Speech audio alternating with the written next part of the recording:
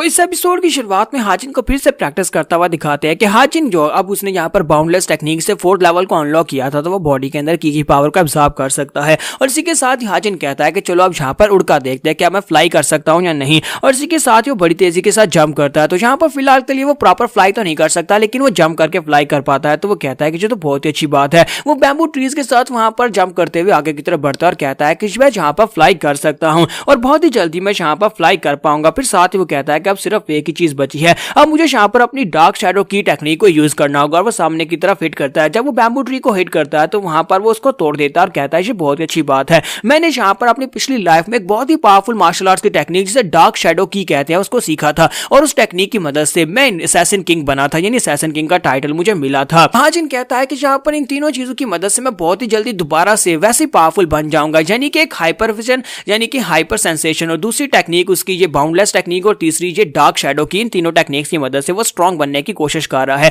लेकिन इसी के साथ ही वो वहीं पर रुक जाता है और कहता है कि मैंने इस बारे में तो सोचा ही नहीं था कि यहाँ पर डार्क शैडो की टेक्निक जो है ये तो राइटियस ह्यूमन अलायंस और 9 सेक्टर्स की टेक्निक है। मैं तो इस वक्त डिमोनिक कल्ट में, और डिमोनिक कल्ट में सभी लोग तो डिमोनिक मार्शल आर्ट्स मास्टर्स करते हैं, और अगर यहाँ पर ये टेक्निक सीखूंगा तो सभी लोगों को मेरे पर शक हो जाएगा और मुझे नहीं लगता कि यहाँ पर मुझे इस बारे में इजाजत भी होगी कि मैं यहाँ पर दूसरे सेक्टर्स की टेक्निक्स को सीख सकता हूँ। तो वो सोच रहा होता है कि अब मैं यहाँ पर क्या करूँ, क्या मुझे यहाँ पर डोंगबिल से पूछना चाहिए। तो इसी के साथ ही वो जिस पेड़ के ऊपर बैठा होता है वो नीचे दबा हुआ होता है और इसके साथ वो प्रेशर के साथ उड़ता हुआ चलाता हुआ काफी दूर जाकर गिरता है। फिर वो वहां पर से वापस आता है, वापस घर में आता है और आकर कहता है डोंगबिल तुम कहां पर हो। तो डोंगबिल एक शैडो निंजा की तरह उसके सामने लैंडिंग करता है और कहता है जी मास्टर आपने मुझे बुलाया, बताएं आपको क्या काम है। तुम्हारा हाजिन उसे कहता है कि मुझे तुमसे कुछ पूछना है। तो वो कहता है हाँ सर पूछे ना, आपको क्या पूछना है। तो हमारा हाजिन उससे पूछता है मुझे ये बताओ कि अगर यहाँ पर demonic cultivator demonic cultivation technique को ना सीखे और किसी दूसरे सेक्टर की कल्टीवेशन टेक्निक को सीखे तो क्या इससे कोई सजा मिलेगी या फिर इसकी इजाजत है कि हम लोग दूसरी कल्टीवेशन टेक्निक्स को सीख सकते हैं।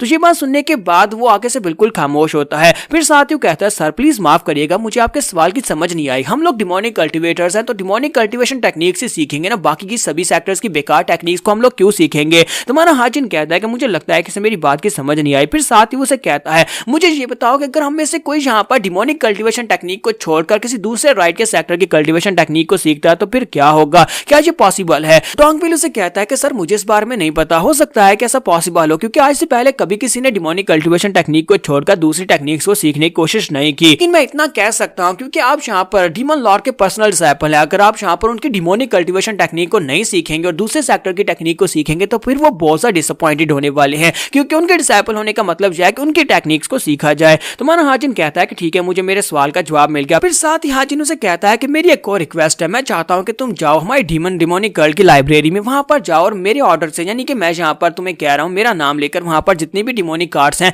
वो सारी सीक्रेट बुक्स को लेकर आओ ताकि मैंने रीराइट कर सकूं। तो वो उसे कहता है कि मुझे यहाँ पर सारे डिमोनिक कार्ड्स को दोबारा से पढ़ना है। तो ये बात सुनने के बाद वो भी काफी हैरान होता है। फिर साथ ही वो वहां पर मास्टर मोडैम के पास पहुंच जाता है। मास्टर मोडैम कहते हैं क्या वाकई में थर्ड यंग मास्टर ने यहाँ पर तुमसे कहा कि लाइब्रेरी में से डिमोनिक मार्शल आर्ट्स को लेकर आओ, लेकिन वो सारी की सारी तो वो पहले से उसने सीखी हुई है। तो डोंगबिल कहता है कि हाँ सर थर्ड यंग मास्टर ने यही रिक्वेस्ट की, उसने कहा कि सभी लेकर आओ। तो मोडैम इस बात से काफी हैरान होते हैं और कहता है कि उसने यहाँ पर उसने एक तो क्या बाकी के सभी जितने भी डिसाइपल्स हैं डीमन किंग के उन सभी लोगों ने डिमोनिक कल्टीवेशन आर्ट्स को सीखा हुआ है, फिर उसे यहाँ पर दोबारा से वो सभी बुक्स क्यों चाहिए होंगी। इसी के साथ ही डोंगबिल कहता है कि सर मुझे यहाँ पर ये सवाल पूछना तो नहीं चाहिए क्योंकि मेरी इतनी औकात नहीं है, लेकिन फिर भी मैं आपसे एक सवाल पूछना चाहता हूँ क्योंकि मैं एक बॉडीगार्ड हूँ। बॉडीगार्ड होने के नाते मेरा यहाँ पर फर्ज बनता है कि मैं आपसे ये सवाल पूछ सकता हूँ कि मैं किसको गार्ड कर रहा हूँ। क्या मुझे यहाँ पर थर्ड यंग मास्टर के बारे में ये बताएंगे, क्या उनकी मेमोरीज जा चुकी हैं। मुझे पास के थर्ड यंग मास्टर अच्छी तरह से याद है कि वो किस तरह से बर्ताव किया करते थे और बहुत ज्यादा गुस्से वाले थे। सुनने के बाद मास्टर मोडैम उसे कहते हैं तुम यहाँ पर किस बारे में बात कर रहे हो, मुझे लगता है कि तुम्हें यहाँ पर इस तरह नहीं सोचना चाहिए। फिर साथ ही सोच रहा होता है मैं भी यहाँ पर कब से यही सोचने की कोशिश कर रहा हूँ कि कहीं की ब्लॉचर की वजह से हमारे थर्ड यंग मास्टर की मेमोरीज चली तो नहीं गई, क्योंकि वो बहुत ही अजीब सा बर्ताव कर रहा है। ताकि मैंने उसकी मेड अंगवा से भी पूछा था, अंगवा ने भी यही कहा था कि थर्ड यंग मास्टर जब से उठे हैं तब से वो बहुत ही अजीब बर्ताव कर रहे हैं, उनका बिहेवियर चेंज हो गया, उनकी नेचर चेंज हो गया और बहुत ही इज्जत के साथ बात करते हैं। ऊपर से उसने यहाँ पर डीमन एम्परर के उस जजमेंट वाले टेस्ट को भी पास कर लिया है। फिर साथ ही वो डोंगबिल से भी कहते हैं डोंगबिल तुम्हें यहाँ पर इस सवाल के बारे में नहीं पूछना चाहिए, मुझे लगता है कि तुम्हें यहाँ पर एक काम दिया गया है और ये काम सिर्फ और सिर्फ तुम ही कर सकते हो। तुम्हें यहाँ पर थर्ड यंग मास्टर को प्रोटेक्शन देनी है और प्रोटेक्शन देने का मतलब यह है कि तुम्हें उसके बारे में जानने का कोई अधिकार नहीं है, सिर्फ और सिर्फ अपना काम करो, सिर्फ और सिर्फ उसे प्रोटेक्ट करो, उसे कुछ भी नहीं होना चाहिए। तुम्हें अच्छी तरह से पता है कि यहाँ पर जितने भी डिसाइपल्स हैं यानी कि डीमन एम्परर के पर्सनल डिसाइपल्स में से टॉप 3 के डिसाइपल्स में से कोई ना कोई कोई एक जो है वो डीमन एम्परर की जगह के ऊपर अगला डीमन एम्परर बनेगा और हो सकता है कि वो थर्ड यंग मास्टर हो और ये बहुत ज्यादा इंपॉर्टेंट मिशन है और ये तुम ही कर सकते हो। और साथ ही वो अपने पास से चाबी निकालता है और उसे कहता है कि ये लो, ये लाइब्रेरी की चाबी है, जाओ वहां पर से जाकर जितनी डिमोनिक कल्टीवेशन बुक्स लेना चाहते हो ले लो और साथ ही वहां पर से top 3 demonic cultivation heavenly martial arts वो भी ले जाना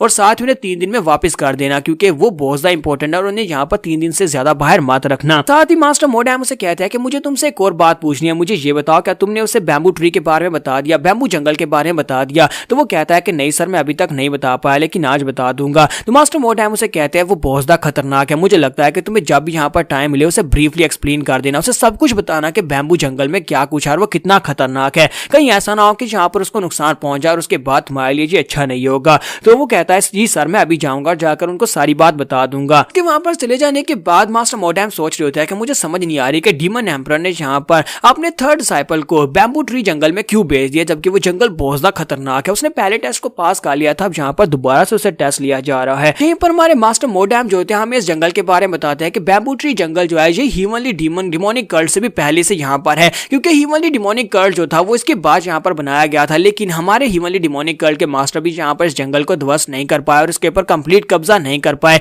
इसी की वजह से डीमन कल्ट जो है वो बहुत ज्यादा पावरफुल है। डीमन कल्ट की तरफ कोई आंख उठाकर नहीं देखता क्योंकि इस जंगल को पार कर पाना बहुत ज्यादा मुश्किल है क्योंकि इसके डीप में बहुत ही पावरफुल मॉन्स्टर्स रहते हैं। ये जंगल उन लोगों के लिए बहुत ज्यादा खास है जो लोग गिफ्टेड होते हैं, लेकिन उन लोगों के लिए यहाँ पर मौत बनकर आता है जो लोग करप्ट होते हैं। मास्टर मोडैम कहते हैं कि अब मुझे यहाँ पर ये देखना है क्या थर्ड यंग मास्टर यहाँ पर डीमन लॉर्ड के सेकंड टेस्ट को भी पास कर पाता है या नहीं। एक सीन में हाजिन का दिखाया जाता है कि हाजिन के पास डोंगपिल जो होता है वो सारी बुक्स लेकर आ जाता है, तो वो सभी बुक्स को गिनता और कहता है कि ये क्या, ये तो पूरी 17 बुक्स है, तुम इन सभी बुक्स को उठाकर ले आए हो, मैं इतनी सारी का क्या करूंगा? तो वो कहता है कि सर आप ही ने तो कहा था कि यहाँ पर मुझे बुक्स लाकर दो, मैं यहाँ पर आपके लिए सबसे बेस्ट मार्शल आर्ट्स की टेक्निक्स की बुक्स लेकर आया हूँ। तो वो कहता है लेकिन ये बहुत ज्यादा है। फिर साथ ही वहां पर एक एक करके उन बुक्स को चेक करता और कहता है कि इनके अंदर तो डिमोनिक कार्ड्स लिखी हुई हैं। ऐसा नहीं है कि डिमोनिक कार्ड्स जो है वो यहाँ पर दूसरे सेक्टर्स यानी हिराइटियस सेक्टर्स की हीवनली आर्ट से ज्यादा बेहतर है। मैं ऐसा समझकर अगर इनको देखूंगा तो फिर मैं यहाँ पर कभी इनको मास्टर नहीं कर पाऊंगा। और डोंगपिल उसे कहता है कि सर मैं यहाँ पर आपको एक बात इन्फॉर्म करना चाहता हूँ,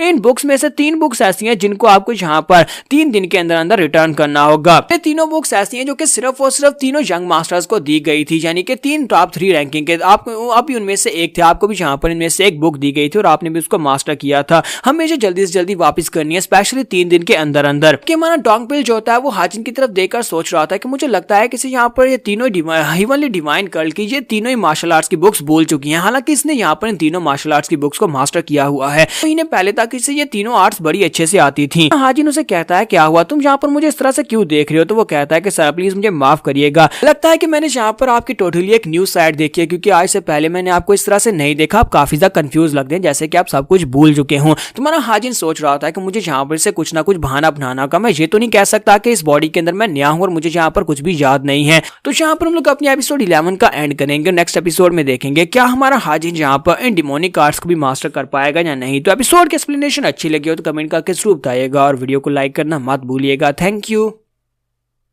तो लास्ट एपिसोड के एंड पे हमने देखा था कि डोंगपिल जो होता है वो यहाँ पर हमारे हाजिन से पूछता है मैं ये जानना चाहता हूँ क्या तुम ठीक हो, क्या तुम्हारी मेमोरीज ठीक है। तो ये बात सुनने के बाद हाजिन सोच रहा होता है कि मुझे यहाँ पर इसको बताना ही पड़ेगा क्योंकि मैं यहाँ पर से ज्यादा देर इस बात को छुपा नहीं सकता और मुझे यहाँ पर इमोशनल कार्ड खेलना पड़ेगा। और इसी के साथ हमारा हाजिन वहीं पर अपना सर पकड़कर बैठ जाता है और कहता है डोंगपिल तुम्हें पता है ना कि यहाँ पर मैं की ब्लॉकेज की वजह से पूरे 6 महीने तक बिस्तर पर पड़ा रहा। 6 महीने तक बिस्तर पर पड़े रहने की वजह से मैं सब कुछ भूल चुका हूँ। हाँ मैं यहाँ पर अपनी मेमोरीज को तो नहीं लॉस्ट किया, लेकिन मुझे यहाँ पर लगता है कि मैं पहले जैसा बिल्कुल भी नहीं रहा, बहुत कुछ बदल गया है और मुझे यहाँ पर ये सारी की सारी टीचिंग्स को दोबारा से पढ़ना पड़ेगा, इनको दोबारा से रिमेंबर करना पड़ेगा। मैं नहीं चाहता कि मैं यहाँ पर सबसे पीछे रह जाऊँ और इस वक्त इस डेस्परेट सिचुएशन में सिर्फ और सिर्फ तुम्हारे पर भरोसा कर सकता हूँ क्योंकि इस वक्त सिर्फ और सिर्फ तुम ही मेरा साथ दे सकते हो। तुम मेरी उम्मीद की आखिरी किरण हो, तुम जहाँ पर मेरा साथ दोगे तो मैं दोबारा से एक महान इंसान बन सकता हूँ। तो क्या तुम जहाँ पर मेरा साथ दोगे? जैसे वो साइड के ऊपर देखता है तो डोंगपिल उसकी बातें सुनने के बाद रो रहा होता है। तो वो कहता है कि अब तुम्हें क्या हुआ, तुम रो क्यों रहे हो? फिर साथ ही वो पैशन की आग जलाता है और कहता है सर मैं यहाँ पर आपका पूरा साथ दूंगा, यंग लॉर्ड आपने मेरे पर भरोसा किया है तो मैं यहाँ पर आपको दोबारा से महान बनाकर रहूंगा। और हाजिन सोच रहा होता है कि इस बंदे को बेवकूफ बनाना तो बहुत ज्यादा आसान था। और इसी के साथ ही नेक्स्ट सीन रात के वक्त का दिखाया जाता है। यहाँ पर से नेक्स्ट सीन में रात के वक्त का दिखाया जाता है जहाँ पर डोंगपिल जो होता है बाहर खड़ा होता है अपनी बाड़ के पास।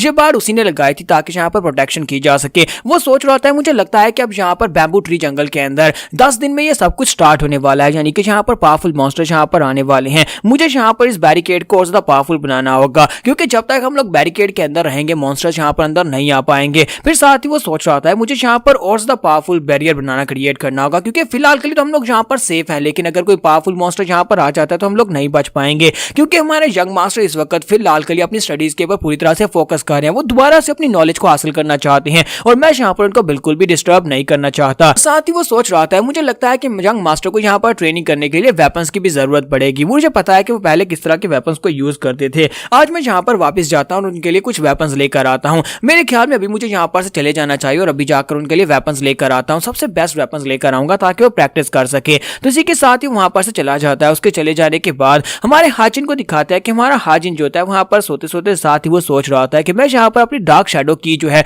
उस टेक्निक को अच्छे से प्रैक्टिस कर रहा हूँ, लेकिन उसको प्रैक्टिस करने के साथ साथ मुझे यहाँ पर उसको कंबाइन करना होगा अपनी डिमोनिक एनर्जीज के साथ, क्योंकि वो जो यहाँ पर डिमोनिक टेक्निक्स पढ़ रहा होता है वो उसकी टीचिंग से काफी ज्यादा अलग होती हैं।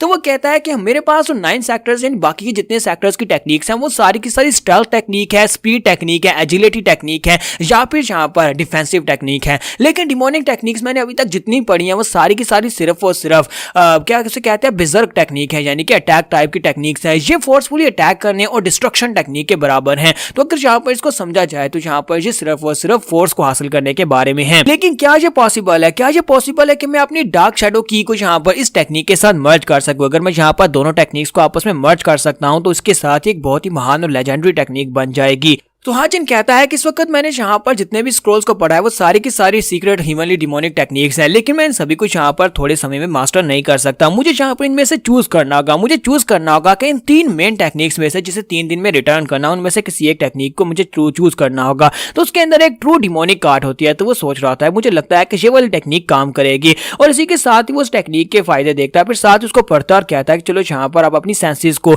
अवेकन करने की कोशिश करते हैं, क्योंकि उसी की मदद से मैं यहाँ पर दोनों टेक्निक्स को मर्ज कर पाऊंगा। तो हमारा हाजिन जो होता है वहां पर से बाहर निकल आता है। बाहर आने के बाद वो कहता है कि बाउंडलेस टेक्निक जो है ये तब बहुत ज्यादा बेस्ट काम करती है जब हम लोग यहाँ पर अपनी थॉट्स को क्लियर करते हैं। इसी के साथ हमारे हाजिन जब वहां पर अपनी हाइपर सेंसेशन को एक्टिवेट करता है उसे महसूस होता है कोई उसके ऊपर नजर रख रहा है। तो वो सोच रहा होता है कि डोंगबिल वापस आ गया, या फिर डोंगबिल यहाँ पर उसके ऊपर नजर रख रहा है, या फिर कोई और उसके ऊपर नजर रख रहा है। तो फिर साथ ही वो कहता है कि मुझे यहाँ पर और भी ज्यादा केयरफुल रहने की जरूरत है। फिर साथ ही वो कहता है कि वो दिखने में काफी ज्यादा बेवकूफ दिखाई देता है, लेकिन मुझे लगता है कि वो अंदर से काफी स्ट्रॉन्ग है और यहाँ पर हो सकता है कि उसे यहाँ पर स्पाई बनाकर मेरे पर नजर रखने के लिए छोड़ा गया हो। फिर साथ ही वो कहता है कि मुझे लगता है कितना काफी है, आज के लिए इतना ही काफी है। जैसे वो वहां पर से उड़ता और वापस अंदर जाने लगता है, इसी के साथ ही वहां पर से उसे आवाज आती है, साइड के ऊपर से किसी मॉन्स्टर की आवाज आती है। तो वो कहता है डोंगबिल क्या तुम वापस आ गए? लेकिन वो डोंगबिल नहीं होता और इसी के साथ ही वो उसकी तरफ घूर कर देखता है। तुम्हारा हाजिन भी उसकी तरफ देखता है और इसी के साथ ही वो मॉन्स्टर बड़ी तेजी के साथ हाजिन के ऊपर लपकता है, वो उसके ऊपर अटैक कर देता है। जबकि हमारा हाजिन जंप करते हुए साइड के ऊपर हटता है, अटैक को अवॉइड करता है, लेकिन वो एक बुलेट की तरह सीधा जाकर पीछे वाली दीवार के साथ टकराता है। पीछे की बाड़ भी टूट जाती है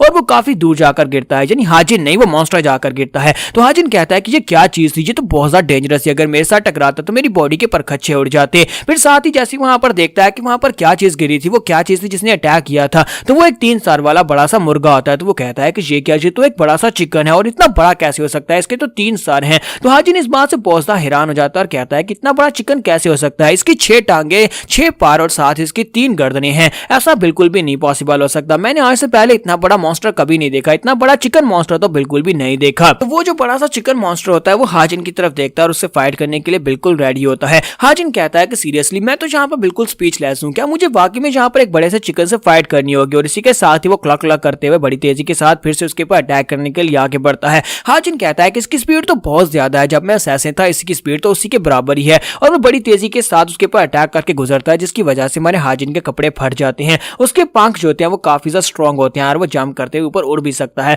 और उड़ते ही फिर से अपने पंजों के साथ उसके ऊपर अटैक करता है और साथ ही वहां पर अपने मुंह के साथ वो एक चीख मारता है, यानी मुर्गा जो होता है वहां पर जब बांग देता है तो उसकी आवाज से वो एक साउंड आर्ट होती है। तो हाजिन कहता है कि ऐसा कैसे हो सकता है कि ये यहाँ पर मार्शल आर्ट्स परफॉर्म कर सकता है, ये तो यहाँ पर साउंड मार्शल आर्ट्स को यूज कर रहा है। और हाजिन को भी एक जबरदस्त झटका लगता है। जबकि दूसरी तरफ डोंगबिल को दिखाता है कि डोंगबिल पवेलियन से उसके लिए वेपन लेकर वापस आ रहा था और कहता है मुझे लगता है कि इतने वेपन्स काफी रहेंगे, थर्ड यंग मास्टर को यहाँ पर पर तलवारें बहुत ज्यादा पसंद थी, तो मैं यहाँ पर उसके लिए तलवारें लेकर आया हूँ। उम्मीद करता हूँ कि वो यहाँ पर अपनी मेमोरीज को रिकवर कर ले और यहाँ पर इन तलवारों को याद करके यानी इन तलवारों को हाथ में पकड़े तो उसे अपनी पुरानी मेमोरीज याद आ जाए। फिर साथ ही उसे यहाँ पर ये भी ख्याल आता है कि अगर उसे यहाँ पर अपनी पुरानी मेमोरीज याद आ जाती है तो फिर से मेरे साथ बुरा बर्ताव करेगा, क्योंकि पहले वो यहाँ पर मुझे बॉडीगार्ड तो क्या एक इंसान भी नहीं समझता था और मेरे साथ बहुत ही बुरा बर्ताव करता था। फिर साथ ही वो कहता है लेकिन मैं तो सिर्फ और सिर्फ उसका एक एड हूँ, यानी कि एक बॉडीगार्ड हूँ और मेरा फर्ज बनता है वो जो भी मेरे साथ व्यवहार करे मुझे यहाँ पर उसको गार्ड करना ही है, क्योंकि वो फ्यूचर का डिमोनिक एम्परर बन सकता है। जैसे ही वो आगे बढ़ता है उसे यहाँ पर डिमोनिक एनर्जी महसूस होती है। वो कहता है कैसा कैसे हो सकता है,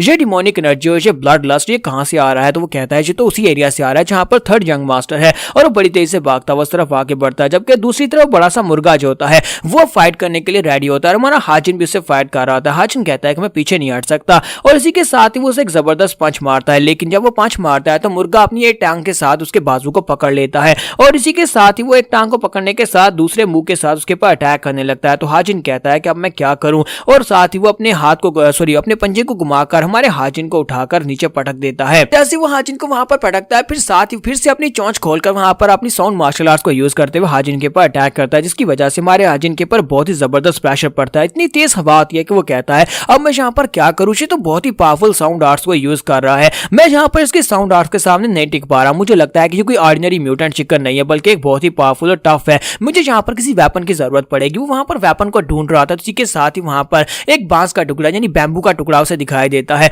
तो वो उस बैम्बू की लकड़ी को जाकर उठा लेता है और बड़ी तेजी के साथ भागता हुआ आगे बढ़ता है, क्योंकि इसी के साथ चिकन भी उसकी तरफ आगे बढ़ रहा होता है। तो जैसे ही वो चिकन उसके ऊपर अटैक करता है तो वो साइड के ऊपर जंप करता है, जाकर उस लकड़ी को उठाता है, उस लकड़ी को उठाकर ऊपर की तरफ जंप करता है और कहता है कि अब यहाँ पर तुम्हारा अंत है, क्योंकि अब तुम यहाँ पर मरने वाले हो। और इसी के साथ ही वो नीचे की तरफ लैंडिंग करता है, अपना उसके जो बैम्बू होता है उस बैम्बू को उसकी गर्दन में आकर दंसा देता है, लेकिन असल में वो बैम्बू जो होता है उसके बालों के साथ टकराकर यानी उसके पंख जो होते हैं उनके साथ टकराकर वहीं पर मोल्ड हो जाता है, क्योंकि बैम्बू इतना स्ट्रांग नहीं होता कि उसकी बॉडी के दन सके। तो हाजिन कहता है कि मेरी तो वाट लग गई, इसके तो पंख इतने स्ट्रांग है बिल्कुल आयरन की तरह कि ये बैम्बू इसकी बॉडी के अंदर दंसा ही नहीं। और यहीं पर हमारी एपिसोड 12 का एंड होगा। नेक्स्ट एपिसोड में देखेंगे क्या हमारा हाजिन जहां पर इस बड़े से 3 साल वाले मुर्गे को हरा पाएगा या नहीं। तो लास्ट एपिसोड के एंड पे हमने देखा था कि हमारा असैसिन किंग यानी कि हाजिन जो होता है मुर्गे के सर के ऊपर बांस के साथ अटैक करता है, लेकिन वो लकड़ी भी वहीं पर टूट जाती है। हाजिन कहता है कि मेरी तो वाट लगी, और इसी के साथ ही वो मुर्गा अपनी गर्दन को घुमाता है और गर्दन को घुमाकर हाजिन को सामने बाढ़ के साथ टकराता है, जहां पर वो टकराकर बाढ़ टूटती है और इसी के साथ ही हाजिन वहीं पर ग्राउंड के ऊपर गिर जाता है और वो मुर्गा जो होता है बड़ी तेजी के साथ उसकी तरफ आगे बढ़ता है। हाजिन कहता है कि मैं यहाँ पर इस बड़े से स्टूपिड चिकन को भी नहीं मार पा रहा, लगता है कि मेरी हालत बहुत ज्यादा खराब हो चुकी है। फिर साथ ही वो कहता है मुझे लगता है कि यहाँ पर इसके फीचर इतने पावरफुल हैं कि फिजिकल फोर्स के साथ मैं इसको नहीं तोड़ पाऊंगा, इसको भेद नहीं पाऊंगा। मुझे यहाँ पर या तो इसकी वीकनेस को ढूंढना होगा या फिर मुझे यहाँ पर किसी एनर्जी अटैक को यूज करना पड़ेगा। और इसी के साथ वो कहता है कि मैं यहाँ पर इस बारे में पहले क्यों नहीं सोच रहा था, मुझे यहाँ पर अपनी टेक्निक्स को इसी चिकन के ऊपर यूज करना पड़ेगा। मुझे लगता है किसी के साथ प्रैक्टिस की जाएगी। और इसी के साथ ही हमारा हाजिन जो होता है वो उसको अपनी तरफ आते हुए देखता है और कहता है अब मुझे यहाँ पर इसको ट्राई करके देखना ही पड़ेगा, क्योंकि वो यहाँ पर अपनी शैडो की टेक्निक को यूज करने लगा है। जैसे वो चिकन भागता हुआ उसकी तरफ आगे बढ़ता है, इसी के साथ ही हमारा हाजिन जो होता है वहां पर अपनी शैडो की टेक्निक को रिलीज करता है। जो होता है वो उसकी तरफ आके पड़ता है, जैसे उसके करीब पहुंचता है इसी के साथ ही हाजिन वहां पर अपनी पावर्स को रिलीज करता है। अपनी पावर्स को रिलीज करके इसी के साथ ही वो अपनी हाइपर विजन की सेकंड फॉर्म को यूज करता है। हाइपर विजन की सेकंड फॉर्म को यूज करने की वजह से उसकी स्पीड जो होती है वो काफी ज्यादा बढ़ जाती है, जबकि उसके ओपोनेंट की स्पीड काफी ज्यादा स्लो हो जाती है। क्यों इसके साथ क्योंकि यहाँ पर वो बड़ी तेजी के साथ अब यहाँ पर उसकी मूवमेंट्स को ऑब्जर्व कर पा रहा होता है और कहता है कि ये वो टेक्निक है जिसकी मदद से असैसिन किंग असल में असैसिन किंग बनता है, क्योंकि वो यहाँ पर स्पीड को कंट्रोल कर सकता है। तुम्हारा हाजिन जो होता है बड़ी तेजी के साथ फिर से वहां पर ग्राउंड के ऊपर पड़े हुए 2 बैम्बू के टुकड़ों को उठाता है, वहां पर 2 बैम्बू की लकड़ी लेता है और बड़ी तेजी के साथ पीछे की तरफ घूम जाता है। जबकि चिकन जो होता है वो भी सामने की तरफ ही देख रहा होता है। पीछे की तरफ घूमते हुए वो कहता है कि अब मुझे यहाँ पर इसकी वीक स्पॉट ढूंढनी होगी, और उसी के साथ उसे उसका दिल दिखाई देता है। तो वो कहता है कि मुझे इसका दिल दिखाई दे गया, ये इसकी वीकनेस है। और इसी के साथ ही वो एक बैम्बू को उसकी बॉडी के अंदर दंसा देता है। जब वो वहां पर अपनी फोर्स को यूज करता है और शैडो की टेक्निक को यूज करते हुए बैम्बू को उसकी बॉडी में दंसाता है, तो उसकी बॉडी के अंदर घुस जाता है, सीधा उसके दिल में लगता है। फिर साथ ही हमारा हाजिन जो होता है वो दूसरे वाले बैम्बू को पकड़ता है और दोनों हाथों के साथ जोर के साथ सभी उसकी बॉडी के अंदर दंसा देता है। तो हाजिन जहां पर उस बड़े से चिकन की बॉडी के अंदर 2 बैम्बू को वहां पर दंसा देता है। और इसी के साथ डोंगपिल को भी दिखाते हैं कि डोंगपिल भी वहां पर पहुंच जाता है, लेकिन उससे पहले वहां पर तकरीबन सुबह हो चुकी होती है। वहां पर पहुंचता है और कहता है कि यहाँ पर क्या हुआ, यहाँ पर मेरी बात टूट चुकी है, यहाँ पर जो मैंने वॉल्स लगाई थी वो भी टूट चुकी है, लगता है यहाँ पर अटैक हुआ है। तो वो कहता है कि जंग लॉर्ड आप कहां पर हैं। तो जैसे ही वहां पर भागते हुए उस जगह के पर पहुंचता है तो वो कहता है कि तुम काफी ज्यादा लेट हो गए, लेकिन शुक्र है कि तुम वापस आ गए। और वो वहां पर बड़े से चिकन को मारकर उसके ब्लड के साथ लथपथ बैठा होता है। तो डोंगबिल उसे कहता है कि मास्टर क्या आप ठीक हैं? तो वो कहता है कि हाँ मैं ठीक हूँ, तुम यहाँ पर इतना शोर क्यों मचा रहे हो, ये तो सिर्फ और सिर्फ एक चिकन था। जबकि वो इसे कहता है कि मास्टर ऐसा कैसे हो सकता है, ये तो एक अजूरे लोटस है। अजूरे लोटस चिकन यहाँ पर क्या कर रहा था? तो हमारा हाजिन उसे कहता है क्या तुम्हें इसके नाम के बारे में पता है? अच्छा तो इसका नाम अजूरे लोटस चिकन है। डोंगबिल उसे कहता है कि यंग मास्टर मुझे लगता है कि पहले मैं जल्दी से अंदर जाना चाहिए या फिर हमें वापस चले जाना चाहिए ताकि आपके जख्मों को हील किया जा सके। तो वो कहता है नहीं तुम यहाँ पर गलत समझ रहे हो, मेरी बॉडी के ऊपर जो तुम्हें ब्लड दिखाई दे रहा है ये मेरा ब्लड नहीं है, बल्कि ये इस बड़े से चिकन या फिर अजूरे जो भी इसका नाम है ये इसका ब्लड है। और ये बात सुनने के बाद डोंगबिल काफी हैरान होता है और कहता है कि यंग मास्टर अपनी सारी मेमोरीज को खो चुके हैं की ब्लॉकेज की वजह से इसके पास अब एनर्जी भी नहीं है, लेकिन इसके बावजूद इसने यहाँ पर अजूरे क्लाउड को हरा दिया, एक चिकन को हरा दिया जो कि काफी ज्यादा पावरफुल माना जाता है। डोंगबिल उसे कहता है क्या तुमने इसे अकेले हराया है? तो वो कहता है कि मेरे अलावा तुम्हें यहाँ पर कौन दिखाई दे रहा है, मैंने इसे हराया। फिर साथ ही वो उसे कहता है कि जाओ जाकर एक बड़े से पॉट को तैयार करो। कहता है लेकिन मास्टर यहाँ पर एक बड़ा सा पॉट क्यों चाहिए? तो वो कहता है कि आज रात का सूप मेरी तरफ से, आज यहाँ पर मैं तुम्हारे लिए डिनर बनाऊंगा क्योंकि हम लोग आज रात इसी बड़े से चिकन का मीट खाने वाले हैं। फिर साथ ही हमारा हाजिन उसे कहता है कि मुझे यहाँ पर तुमसे एक और सवाल भी पूछना है। और साथ ही वो बैम्बू को उसकी तरफ करते हुए गुस्से के साथ से कहता है कि मुझे ये बताओ कि तुम्हें इस चिकन के बारे में पहले से पता था, इसका मतलब यह है कि तुम्हें यह भी पता था कि ये जगह कितनी ज्यादा खतरनाक है। तो तुम यहाँ पर क्या मुझे एक्सप्लेनेशन दोगे कि आखिर इस बैम्बू जंगल का राज क्या है, यहाँ पर क्या खतरनाक जगह है, क्यों मुझे यहाँ पर भेजा गया था? तो वो इस बात से काफी हैरान होता है। फिर साथ ही डोंगबिल जो होता है वो हाजिन को सारी बात बता देता है, वो उसे इस बैम्बू ट्री जंगल के बारे में बताता है, उसे सारी डिटेल्स बताता है, जबकि वो लोग बड़े से पॉट के अंदर उस चिकन को पका रहे होते हैं। तो वहाँ हाजिन उसे कहता है कि अच्छा तो ये बात है, यहाँ पर इस जगह के ऊपर की एनर्जी बहुत ही तेजी के साथ रिप्लेनिश करती है। तभी तो मैं देख रहा था कि यहाँ पर जो बैम्बू ट्रीज है वो नॉर्मल ट्रीज के मुकाबले में बहुत ही तेजी के साथ ग्रो करते हैं, लेकिन उनका लाइफ स्पैन भी बहुत ज्यादा शॉर्ट है। तो वो कहता है हाँ ये बात तो ठीक है कि उनका लाइफ स्पैन बहुत ज्यादा शॉर्ट है, लेकिन असल में यहाँ पर जो बैम्बू ट्रीज है उनका साइज क्या आपने देखा वो कितना ज्यादा मोटा है, क्योंकि नॉर्मल बैम्बू ट्रीज इतने मोटे नहीं होते। डोंगबिल उसे कहता है कि सर यहाँ पर जो बैम्बू ट्रीज हैं वो सिर्फ और सिर्फ यहाँ पर लकड़ी के लिए इस्तेमाल नहीं किए जाते, बल्कि इनके अंदर बहुत ही स्ट्रेंज पावर्स हैं। यहाँ पर आपको इस बारे में नहीं पता होगा, लेकिन हमारे डिमोनिक कल्ट में अंदर जितनी भी पिल्स बनाई जाती हैं उनमें से ज्यादातर पिल्स जो है वो यहाँ पर इन्हीं बैम्बू ट्रीज को काट कर इनके साथ बनाई जाती हैं। लेकिन ये बैम्बू ट्रीज में से जितनी ज्यादा पावरफुल पिल्स बनाई जाती हैं वो सारी की सारी पिल्स जो है वो सिर्फ और सिर्फ डिमोनिक एम्परर की फैमिली को ही दी जाती हैं। हमारा हाजिन उसे कहता है इसका मतलब यह है कि जो मेडिसिन बनाने के लिए यूज होते हैं। तो डोंगबिल से कहता है कि हाँ जो मेडिसिन और पॉइजन दोनों बनाने के लिए यूज होते हैं, क्योंकि इनकी स्ट्रेंज पावर्स ही इन्हें यहाँ पर फैसला करती है कि इसके अंदर से क्या निकलेगा। हाजिन उसे कहता है इसका मतलब यह है कि यहाँ पर जितने ज्यादा बैम्बू ट्रीज को काटोगे उतनी पिल्स बना सकते हो, तो हम लोग तो यहाँ पर बहुत सारी पिल्स बना सकते हैं। डोंगबिल कहता है नहीं सर ऐसा भी नहीं है, अब यहाँ पर तुम्हें हर एक बैम्बू ट्री के अंदर से पिल बनाने का मौका नहीं मिलता, क्योंकि सिर्फ और सिर्फ किसी न किसी के अंदर ही यहाँ पर यह खासियत होती है।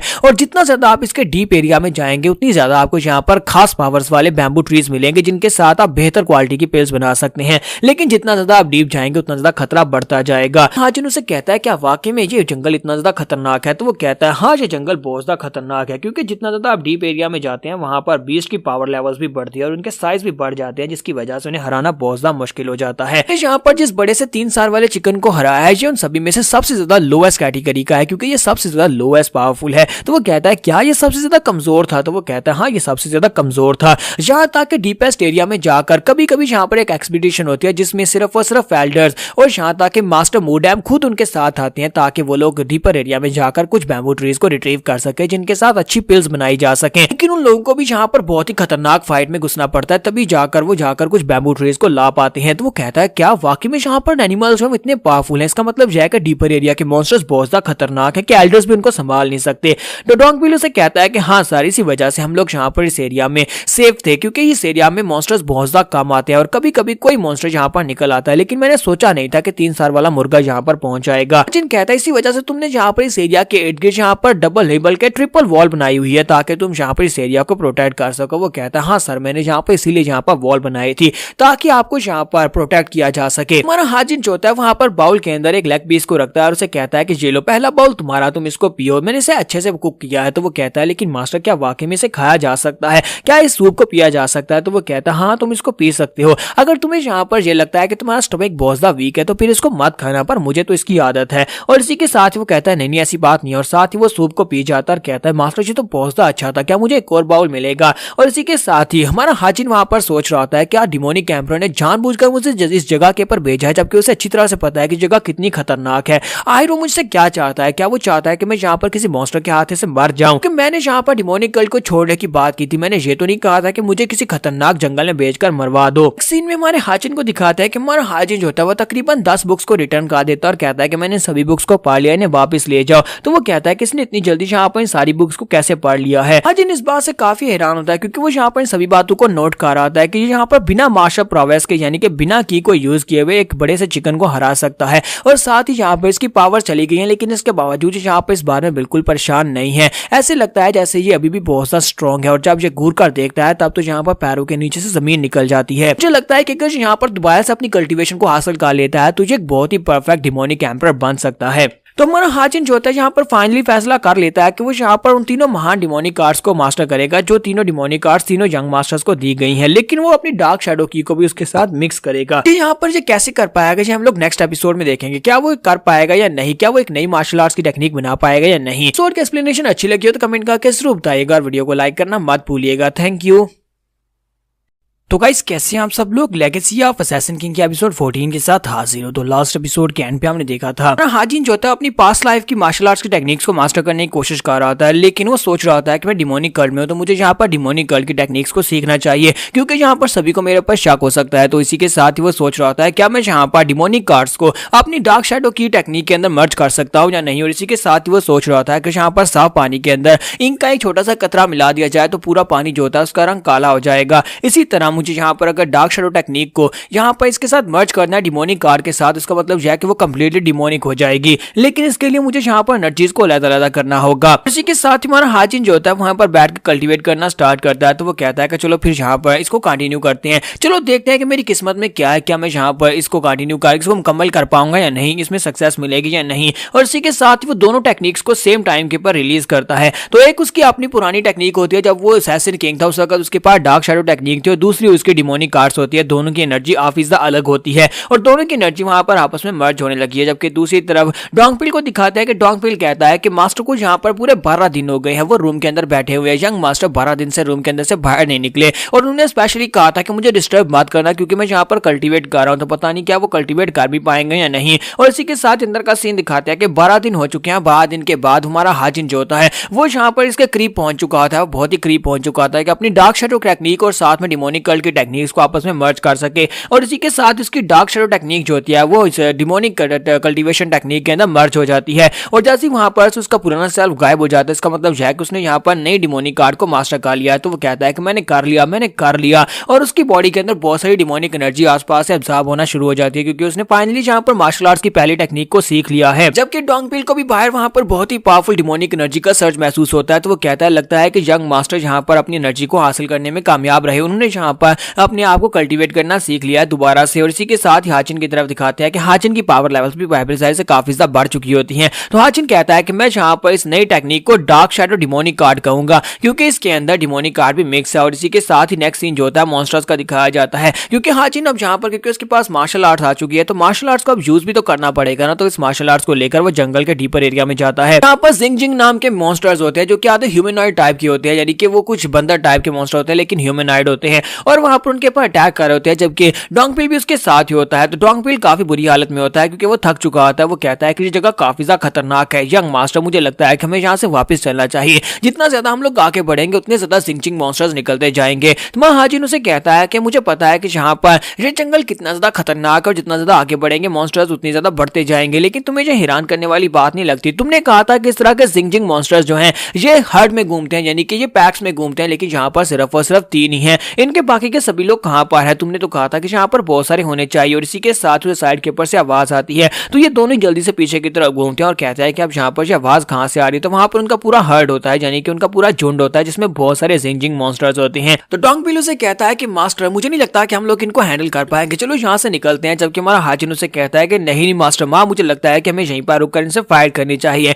और साथ ही वो सोच रहा होता है कि डोंगपिल यहाँ पर ये सोच रहा होगा कि मेरी इंटरनल एनर्जी जो थी वो कुछ अर्सा पहले यहाँ पर की ब्लॉकेज की वजह से खत्म हो गई थी और इसकी कोई लिमिट होगी। इसी वजह से वो यहाँ पर परेशान है कि कहीं ऐसा ना हो कि हम लोग यहीं पर क्लैश होकर गिर जाए। लेकिन मुझे यहाँ पर अपनी न्यू मार्शल आर्ट्स को अगर बेहतर करना है तो मुझे यहाँ पर फाइट करनी होगी, मुझे लगातार फाइट करते रहना होगा ताकि मैं यहाँ पर अपनी न्यू मार्शल आर्ट्स को पहले से पीक पर पहुंचा सकूं। और इसी के साथ ही वो फिर से अपनी टेक्निक को रिलीज करता है, डार्क शैडो डिमोनिक कार्ड को रिलीज करता है और फिर से उनके पास अटैक करने के लिए आगे बढ़ता है। और इसी के साथ ही डोंगपिल भी उसके साथ ही होता है। एक तरफ से वो मॉन्स्टर्स आगे बढ़ता है, दूसरी तरफ से ये दोनों आगे बढ़ते हैं और वहां पर काफी देर फाइट के बाद वो उनको हरा देते हैं। जबकि इसी के साथ ही नेक्स्ट सीन जो होता है वो डीमन एम्परर का दिखाया जाता है। डीमन एम्परर के पास मास्टर मूडाइम आते हैं और वहां पर आकर वो उसे बताते हैं, वो उसे सारी बात बताता है कि थर्ड जंग मास्टर जो है उसने अज़ूरे लोटस को हरा दिया और उसके साथ साथ वो जिंग मॉन्स्टर्स को हरा रहा है। बैम्बू ट्री जंगल में जाने के बाद वो पहले से काफी ज्यादा बेहतर हो चुका है। तो मास्टर मूडाइम उसे कहते हैं कि हाँ मास्टर ये बिल्कुल करेक्ट है, बिल्कुल ऐसा ही है। तो डीमन एम्परर कहता है कि मुझे काफी ज्यादा हैरानी हो रही है एक ऐसी जगह के ऊपर जहां पर पहले तो उसके पास कल्टीवेशन की टेक्निक्स नहीं थी, लेकिन अब वो जहां पर सर्वाइव कर पा रहा है, वहां पर मॉन्स्टर्स को भी मार पा रहा है। तो जहां पर उसकी जो टॉप 3 की टेक्निक्स होती है वो टेक्निक्स के स्क्रोल्स उसके पास होते हैं। डीमन एम्परर कहता है अगर उसने यहाँ पर ब्लैक ड्रैगन टेक्निक को मास्टर किया होता तो उसके साथ वो मॉन्स्टर्स को नहीं मार पाता।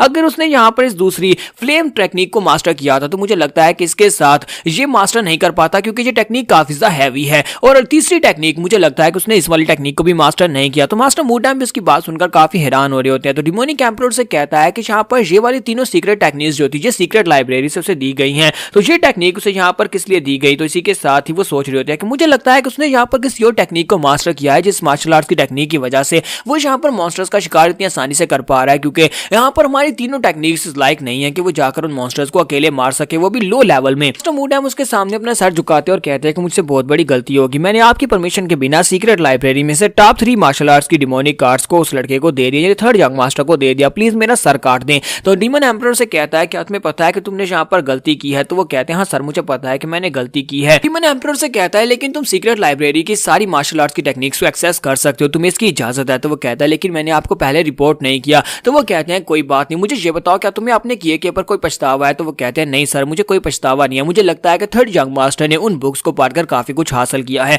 तो डीमन एम्परर से कहते तो फिर ठीक है, मुझे यहाँ पर तुम्हारे फैसले की रिस्पेक्ट करनी चाहिए। उम्मीद करता हूँ कि हमारा थर्ड यंग मास्टर जो है तुम्हारी इस गलती की वजह से बहुत कुछ नया सीखेगा और डिमोनिक आर्ट्स को सीखकर कुछ नया मास्टर करेगा। इसी के साथ ही नेक्स्ट सीन जो होता है फिर से वहीं पर जीजिंग मॉन्स्टर्स का दिखाया जाता है कि हमारा हाजिन जो होता है वहां पर जीजिंग मॉन्स्टर्स को मार रहा होता है, क्योंकि अब वो यहाँ पर पहले से काफी ज्यादा स्ट्रॉन्ग हो चुका है। तब के साथ यहाँ पर डीमन एम्परर का सीन भी दिखाया जा रहा होता है। डीमन एम्परर जो होता है मूडाइम से पूछ रहा था, मूडाइम मुझे ये बताओ कि बच्चों की फाइट और अडल्ट्स की फाइट में क्या फर्क होता है। तो मास्टर मूडाइम कहते हैं कि सर मुझे इस बारे में नहीं पता। तो वो उसे कहता है कि बच्चों की फाइट में फर्क ये होता है कि बच्चों को पता नहीं होता कि कब रुकना है, जबकि मैच्योर लोगों को पता होता है किस जगह के ऊपर रुकना है, उन्हें पता होता है कि कहां पर हमें रुक जाना चाहिए, कहां पर हमारा ओपोनेंट हमसे ज्यादा स्ट्रॉन्गर है। जबकि बच्चे जो होते हैं उन्हें लगता है कि उन्हें जहां पर एक मॉन्स्टर को मारा है तो वो दूसरे को भी मार सकते हैं, उन्हें इसमें प्राउड फील होता है और उसके बाद वो आगे मारते जाते हैं, उन्हें अपनी लिमिट के बारे में पता नहीं चलता। यही फर्क होता है एक मैच्योर में और एक बच्चे में। लेकिन जब वो यहाँ पर सारी की सारी सिचुएशन से बाहर निकल जाता है, हालांकि वो बहुत ही मुश्किल सिचुएशन में फंस चुका था, लेकिन इससे निकलने के बाद वो एक असली मर्द बन जाता है। यहीं पर फाइट का सीन दिखाता है जहां पर हमारा हाजिन जो होता है वो चलाकर कहता है कि मास्टर डोंगपिल जल्दी से वहां पर से हटो,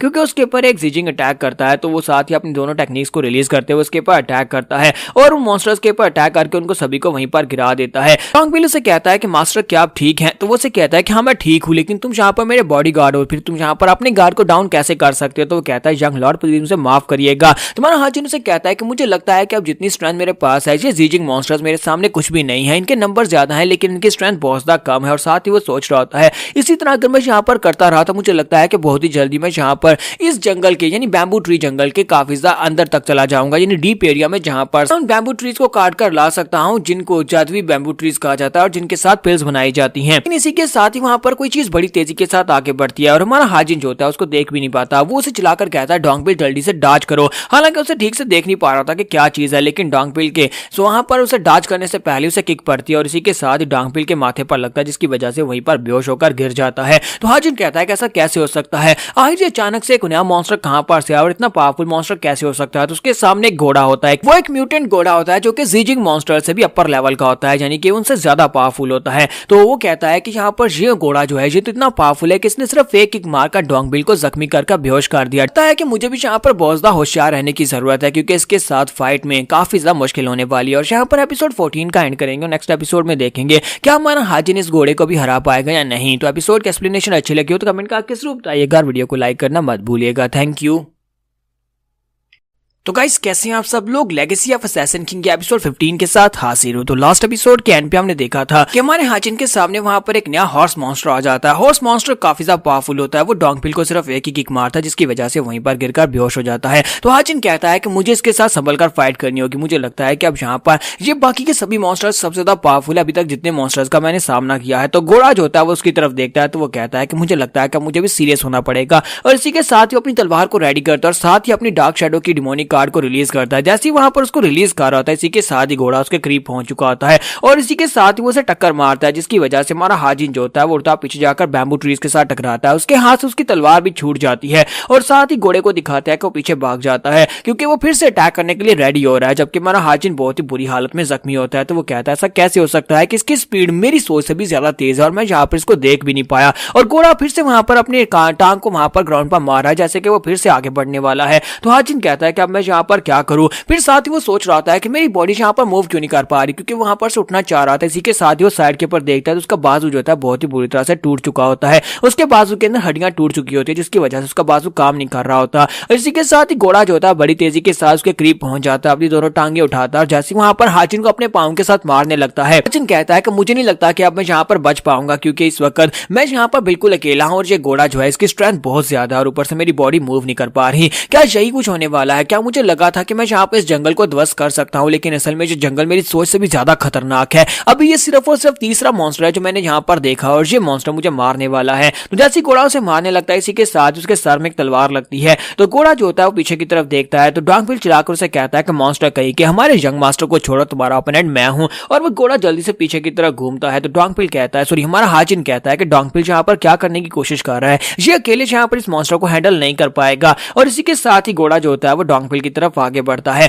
तो डॉन्कबिल उसे कहता है कि मैं यहाँ पर तुम्हारा ओपोनेंट हूं, मुझसे आकर फाइट करो। जैसे वहां पर वो घोड़ा उसकी तरफ आगे बढ़ता है, इसी के साथ ही हमारा डॉन्कबिल भागना शुरू कर देता है। तो डॉन्कबिल बड़ी तेजी के साथ भाग रहा था जबकि घोड़ा भी बड़ी तेजी के साथ उसका पीछा करता है। तो डॉन्कबिल भागते भागते उसे वहां पर दिखाई देता है कि उन्होंने वहां पर पहले से ट्रैप बिछाए हुए थे। तो वो कहता है कि मुझे पता चल गया यहीं पर ट्रैप है और वो जल्दी से जंप कर जाता है, जबकि घोड़ा जो होता है वो सीधा आकर उस ट्रैप के अंदर गिर जाता है। तो घोड़ा जैसे वहां पर ट्रैप के अंदर गिरता है तो वहां पर अंदर उन्होंने काफी सारे बैम्बूज लगाए होते हैं जो कि उसकी बॉडी के अंदर धंस जाते हैं। तो डॉन्कबिल पीछे की तरफ घूमता रहकर उस गड्ढे के अंदर देखता है, वो देखता है क्या शुक्र है कि मैं बच गया, बड़ी यहाँ पर क्लोज कॉल थी, क्योंकि अगर वो मुझे पकड़ लेता तो मुझे मार डालता। तो वो सोच रहा था क्या जो घोड़ा मर गया। तो वो घोड़ा अपनी आंखें खोलता है और अपने प्रेशर को रिलीज करता है, फिर साथ ही वहां पर से बाहर निकलने की कोशिश करता है। वो गड्ढे के अंदर से बाहर निकलने की कोशिश कर रहा होता है, लेकिन गड्ढा इतना गहरा होता है कि वहां पर से बाहर ना निकल सके। तो डॉन्कबिल कहता है कि मुझे पता है कि यहाँ पर इतनी आसानी से नहीं मरने वाला, लेकिन फिलहाल के लिए मैं तुम्हें छोड़ देता हूँ, तुम्हें बख्श देता हूँ, क्योंकि मुझे जाकर अपने थर्ड यंग मास्टर को देखना है। उसी के साथ ही डॉन्कबिल वहां पर से भागता हुआ हाजिन की तरफ निकल जाता है ताकि वो जाकर हाजिन को देख सके। डॉन्कबिल भागता हुआ वापस जाकर हाजिन से कहता है कि यंग मास्टर प्लीज मुझे यहाँ पर उठाने दो, मैं तुम्हें उठाकर वापस ले चलता हूँ।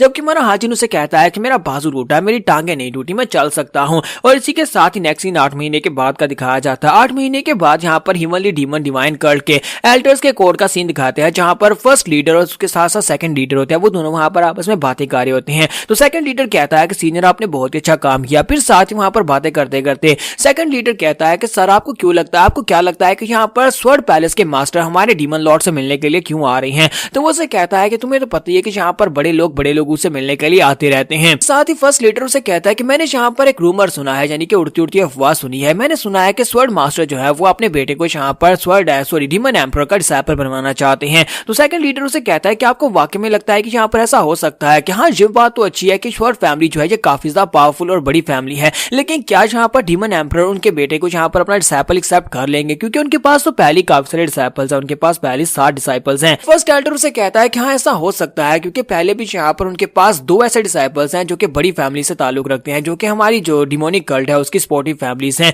और उन्हीं में से 2 डिसाइपल्स को उन्होंने यहाँ पर अपने लिए पर्सनल डिसाइपल चूज किया था। तो मुझे लगता है कि यहाँ पर वो स्वर्ड पैलेस के मास्टर के बेटे को भी अपना डिसाइपल बना सकते हैं, लेकिन एंड के ऊपर ये सिर्फ और सिर्फ मास्टर के ऊपर डिपेंड करता है कि डीमन लॉर्ड यहाँ पर उसको अपना डिसाइपल सिलेक्ट करेंगे या नहीं। तो सेकंड एल्डर उसे कहता है कि मैंने यहाँ पर एक और रूमर सुना है, क्या तुम्हें वाकई में लगता है कि अभी भी यहाँ पर 7 डिसाइपल्स हैं। फर्स्ट लीडर उसे कहता है कि तुम्हारी इस बात का क्या मतलब है। तो वो उसे कहता है कि मैंने यहाँ पर थर्ड यंग मास्टर के बारे में सुना है, मैंने सुना है कि वो यहाँ पर बहुत ही बुरी तरह से की ब्लॉकेज के साथ पिछले 6 महीने से बिस्तर के ऊपर पड़ा हुआ था, और उसके वहां पर से उठने के बाद से डीमन एम्परर ने उसे बैम्बू जंगल के अंदर भेज दिया। और आपको तो पता है कि वो जंगल कितना ज्यादा खतरनाक है। को नहीं लगता कि अब यहाँ पर थर्ड यंग मास्टर उस लायक नहीं रहा कि वो यहाँ पर डीमन एम्परर का डिसाइपल रह सके। मुझे तो लगता है कि वो बैम्बू ट्री जंगल से जिंदा वापस नहीं आएगा। तो फर्स्ट लीडर उसे कहता है कि मुझे लगता है कि तुम्हें यहाँ पर जुबान संभाल कर बात करनी चाहिए, किसी ने अगर इस बात को सुन लिया तो तुम्हें सजाए मौत दी जा सकती है, इसलिए यहाँ पर सोच समझ कर बात करो। तो वो कहता है कि मैं यहाँ पर क्या गलत बात कर रहा हूँ, तुम भी अच्छी तरह से जानते हो कि बैम्बू ट्री जंगल कितना ज्यादा खतरनाक है, और उस जंगल के अंदर से क्या तुम्हें लगता है कि कैसा बंदा जो की ब्लॉकेज की वजह से अपनी पावर्स को भी यूज नहीं कर सकता वो जिंदा वापस आ सकता है।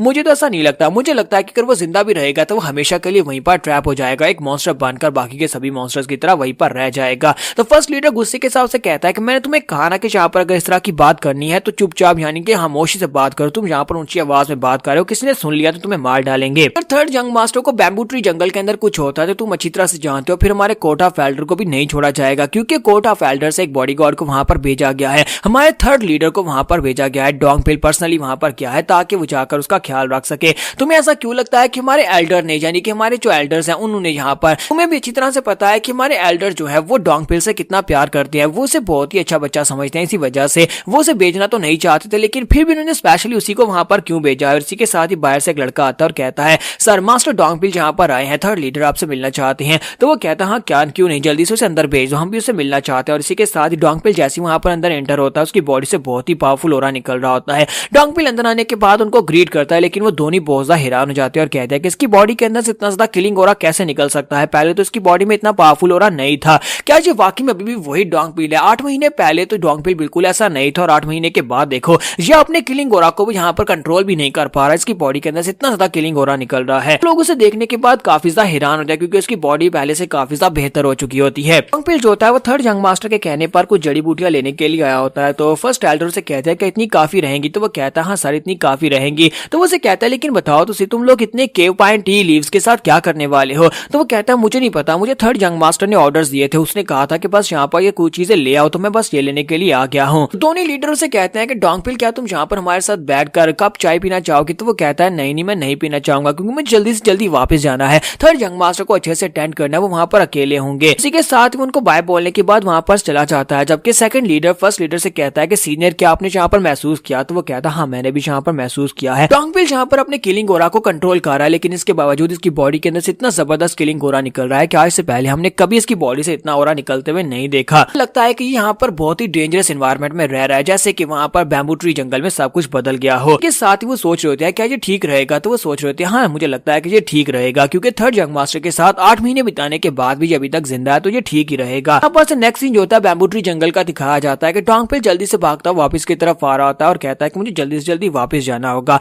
और साथ ही वो सोच रहा था कि मेरी टेक्निक्स भी पहले से काफी ज्यादा बेहतर हो गई है, मेरी स्पीड पहले से बहुत ज्यादा हो गई है। लगता है कि 8 महीने की ट्रेनिंग यहाँ पर थर्ड यंग मास्टर के साथ इसने मुझे काफी बेहतर बनाया है। वो भागता हुआ जा रहा था, उसी वक्त उसे रास्ते में कुछ महसूस होता है। वो कहता है कि यहाँ पर कौन है? लगता है कोई है जो कि जहाँ पर मुझे महसूस हुआ है। और इसी के साथ ही वहीं पर रुक जाता है और कहता है कोई बीस्ट हो सकता है। तो डोंगपिल सोच रहा था कि यहाँ पर इस जगह के ऊपर बीस्ट कैसे हो सकता है। फिर साथ ही वो अपनी तलवार निकाल लेता है और कहता है कि जैसे कोई बीस्ट यहाँ पर आएगा मैं उसे मार डालूंगा। और साथ ही वो अपनी ऑरा को भी रिलीज कर रहा था और कहता है कि अब जल्दी से बीस्ट मेरे सामने आ जाए तो उसी वक्त मैं अपनी तलवार से उसे काट दूंगा। तो यहाँ पर एपिसोड 15 का एंड करेंगे और नेक्स्ट एपिसोड में देखेंगे कि इसके सामने से क्या निकलने वाला है। तो एपिसोड की एक्सप्लेनेशन अच्छी लगी हो तो कमेंट करके जरूर बताइएगा, वीडियो को लाइक करना मत भूलिएगा। Thank you.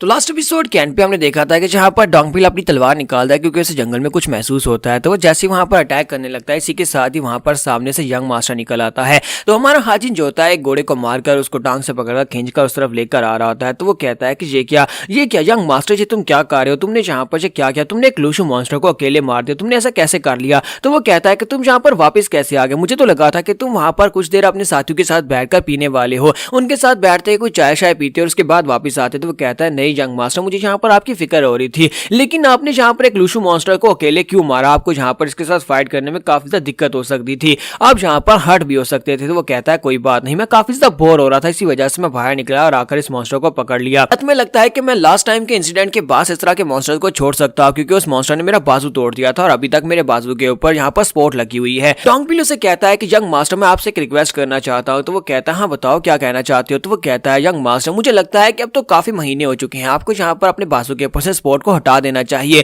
क्योंकि आपका बाजू हील हो चुका है। अगर आप लोशू मॉन्स्टर को अकेले हरा सकते हैं तो इसका मतलब यह है कि आपका बाजू ठीक है। और इसी के साथ ही डोंगपिल वहां पर बताता है कि वो क्या क्या उसके साथ करता रहा है क्योंकि यंग मास्टर के बाजू के ऊपर चोट लगी थी, इसी वजह से वो बिस्तर भी उससे सेट करवाता, फिर साथ ही खाना भी अपने मुंह में डलवाता था, फिर साथ ही वॉशरूम के अंदर अपनी पॉटी भी उससे साफ करवाता था क्योंकि उसके हाथ पे चोट लगी थी। जबकि हमारा हाजिन सोच रहा था लगता है कि मैंने पिछले 8 महीने में इसको कुछ ज्यादा यूज कर लिया। फिर साथ ही नेक्स्ट दिन रात के वक्त का दिखाया जाता है, वो लोग उसी घोड़े को वहां पर पका रहे होते हैं, जबकि हमारा हाजिन वहीं पर बैठ के कल्टीवेट कर रहा होता है। वो कल्टीवेट कर रहा होता है और वहाँ पर हमारा डोंगफिल जो होता है वो ये सोच रहा होता है कि यंग मास्टर यहाँ पर पहले से कितने स्ट्रांग हो गए हैं। सिर्फ 8 महीने में उन लोगों ने यहाँ पर की पावर को यूज करना भी सीख लिया और साथ ही यहाँ पर एक लोशु मॉन्स्टर को अकेले हरा सकते हैं। मुझे यहाँ पर बहुत ज्यादा आनंद महसूस हो रही है कि मैं यहाँ पर थर्ड यंग मास्टर का गार्ड बनकर उसको गार्ड कर रहा हूँ। मुझे भी यहाँ पर और ज्यादा स्ट्रांग बनना होगा। तो हमारा हाजिन जो होता है वहाँ पर अपनी कल्टीवेशन कंप्लीट करता है और इसी के साथ ही फिर उसके पीछे आकर खड़ा हो जाता है और उसे कहता है कि तुम्हारा काम पूरा हो गया। तो हाजिन चलाकर उसे कहता है तुम फिर से यहाँ पर मुझे डरा रहे हो, तुम फिर से यहाँ पर अचानक से क्यों निकले, बताओ कि तुम यहाँ पर क्या कहना चाहते हो। तो डोंगफिल उसे कहता है कि यंग लॉर्ड, मुझे पता है कि आप यहाँ पर स्ट्रांग बन चुके हैं, यहाँ पर मुझसे प्रॉमिस कर सकते हैं कि आप यहाँ पर इस जंगल के डीपर एरिया में मेरे बिना बिल्कुल भी नहीं जाएंगे, मैं आपका बॉडी गार्ड हूँ, मुझे आपके साथ होना चाहिए।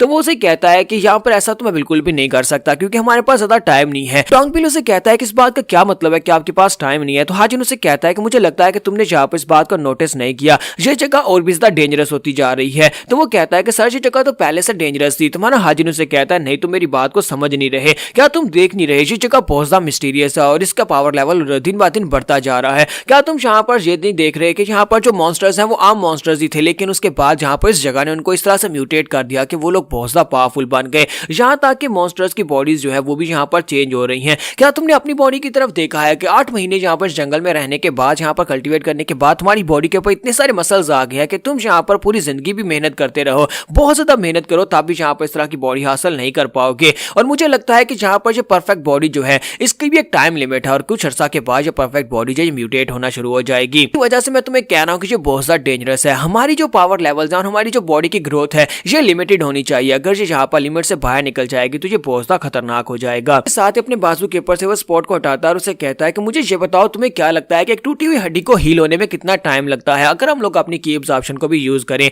तो डोंगफिल उसे कहता है कि तकरीबन 2 महीने तो लग ही जाएंगे क्योंकि हड्डी काफी बड़ी थी। तुम्हारा हाजिन उसे कहता है लेकिन मेरा बाजू जो था वो सिर्फ और सिर्फ 1 हफ्ते में हील हो गया था, इसकी हड्डी भी कंप्लीटली हील हो चुकी थी। ये सब कुछ इसी जंगल की वजह से हो रहा है क्योंकि इस जंगल के अंदर बहुत सारे मिस्टीरियस इफेक्ट्स हैं। तुम्हें लगता है कि इंसानों के लिए नॉर्मल है। जब मैं जहाँ पर लूशो मॉन्स्टर से फाइट कर रहा था मेरी बॉडी के ऊपर घाव लगे थे और कुछ ही घंटों में वो घाव जो है वो दोबारा से भर चुके हैं। इसी के साथ ही वो उसे कहता है कि मुझे बताओ अगर यहाँ पर हमारे बाजू के ऊपर एक चोट लगती है, एक जख्म होता है और वो जख्म अपने आप हील होना शुरू हो जाता है इस जंगल की पावर्स की वजह से, वो जो होता है जख्म की हीलिंग प्रोसेस तेज हो जाती है और जहाँ हील हो जाता है और उसके बाद भी बॉडी यहाँ पर मजीद बॉडी को हील करना स्टार्ट रखती है, यानी कि बॉडी को समझ नहीं आती कि अब यहाँ पर क्या करना है और उसके बाद आपकी बॉडी के ऊपर मास जो होता है वो गेन होता रहता है और कुछ ही घंटों में आपकी बॉडी जहाँ पर बिल्कुल एक मॉन्स्टर की तरह हो जाती है, यानी कि इवॉल्व होकर म्यूटेट होकर एक मॉन्स्टर बन जाते हो। तो मुझे बताओ उस वक्त तुम्हारे पास क्या बचेगा। इसीलिए कह रहा हूँ कि हमारे पास टाइम बहुत ज्यादा कम है, हमें जल्दी से जल्दी यहाँ पर डीपर एरिया में जाना होगा। इससे पहले कि हमारी बॉडीज यहाँ पर इस मॉन्स्टर्स की तरह म्यूटेट हो जाए, हम लोग सारी जिंदगी यहीं पर मॉन्स्टर बनकर रह जाएं।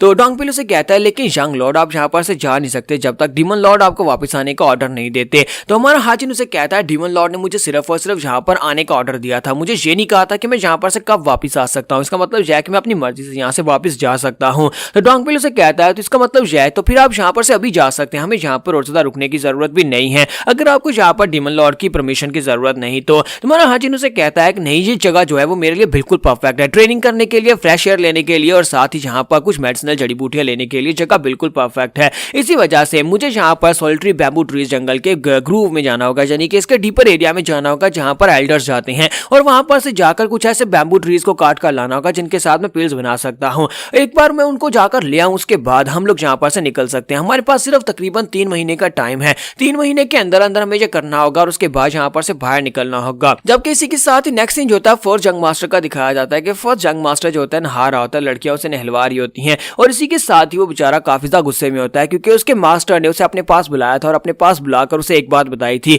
कि अभी तक हाजिन जिंदा है। वो उसे बताता है कि स्योरियोंग यानी कि थर्ड यंग मास्टर जिंदा है और उसे बैम्बू ट्री जंगल में भेज दिया गया है। तो वो कहता है कि अचानक से मास्टर को क्या पड़ी थी कि उसने मुझे यहाँ पर ये वाली बात बता थी, मुझे समझ नहीं आती कि मास्टर यहाँ पर क्या करवाना चाहते हैं। क्या मास्टर यहाँ पर मेरी और उसकी फाइट करवाना चाहते हैं? क्योंकि मास्टर को अच्छी तरह से पता है कि मैं स्योरियोंग से कितनी नफरत करता हूँ, अगर वो हटेगा तभी तो मैं थर्ड प्लेस के ऊपर आ पाऊंगा। और यंग मास्टर वहाँ पर डीमन एम्परर की बातें सुनने के बाद सोच रहा होता है कि ये हालांकि हमारा मास्टर है लेकिन बहुत ज्यादा रुथलेस है, इस बात से फर्क नहीं पड़ता कि इसके अपने पर्सनल डिसाइपल से एक दूसरे के साथ फाइट करें, क्योंकि मुझे लगता है कि यहाँ पर यही तो देखना चाहता है कि उनमें से सबसे ज्यादा पावरफुल, सबसे ज्यादा डिमोनिक कौन है जो कि यहाँ पर उसकी जगह के ऊपर अगला डिमोनिक एम्परर बन सके। इसी वजह से उससे यहाँ पर इस बात से बिल्कुल फर्क नहीं पड़ता अगर मैं यहाँ पर किसी यंग मास्टर को मार भी देता हूँ, उसके साथ डिसाइपल्स में से किसी एक डिसाइपल को कोई दूसरा डिसाइपल मार भी दे तब भी यहाँ पर कोई फर्क नहीं पड़ेगा। लेकिन मुझे समझ नहीं आती कि क्या है सियोरियों के साथ मसला क्या है, यानी थर्ड जंग मास्टर के साथ क्या मसला है कि उसे यहाँ पर बैम्बू ट्री जंगल में भेज दिया गया और बैम्बू ट्री जंगल में बिना की पावर यूज किए वो यहाँ पर जिंदा कैसे है। इतने महीने गुजर चुके हैं, 8 महीने गुजर चुके हैं और वो यहाँ पर उस बैम्बू ट्री जंगल में अभी तक जिंदा है। ऐसा तो बिल्कुल पॉसिबल नहीं है जब तक कि उसने यहाँ पर दोबारा से कल्टीवेट करना स्टार्ट ना कर दिया हो।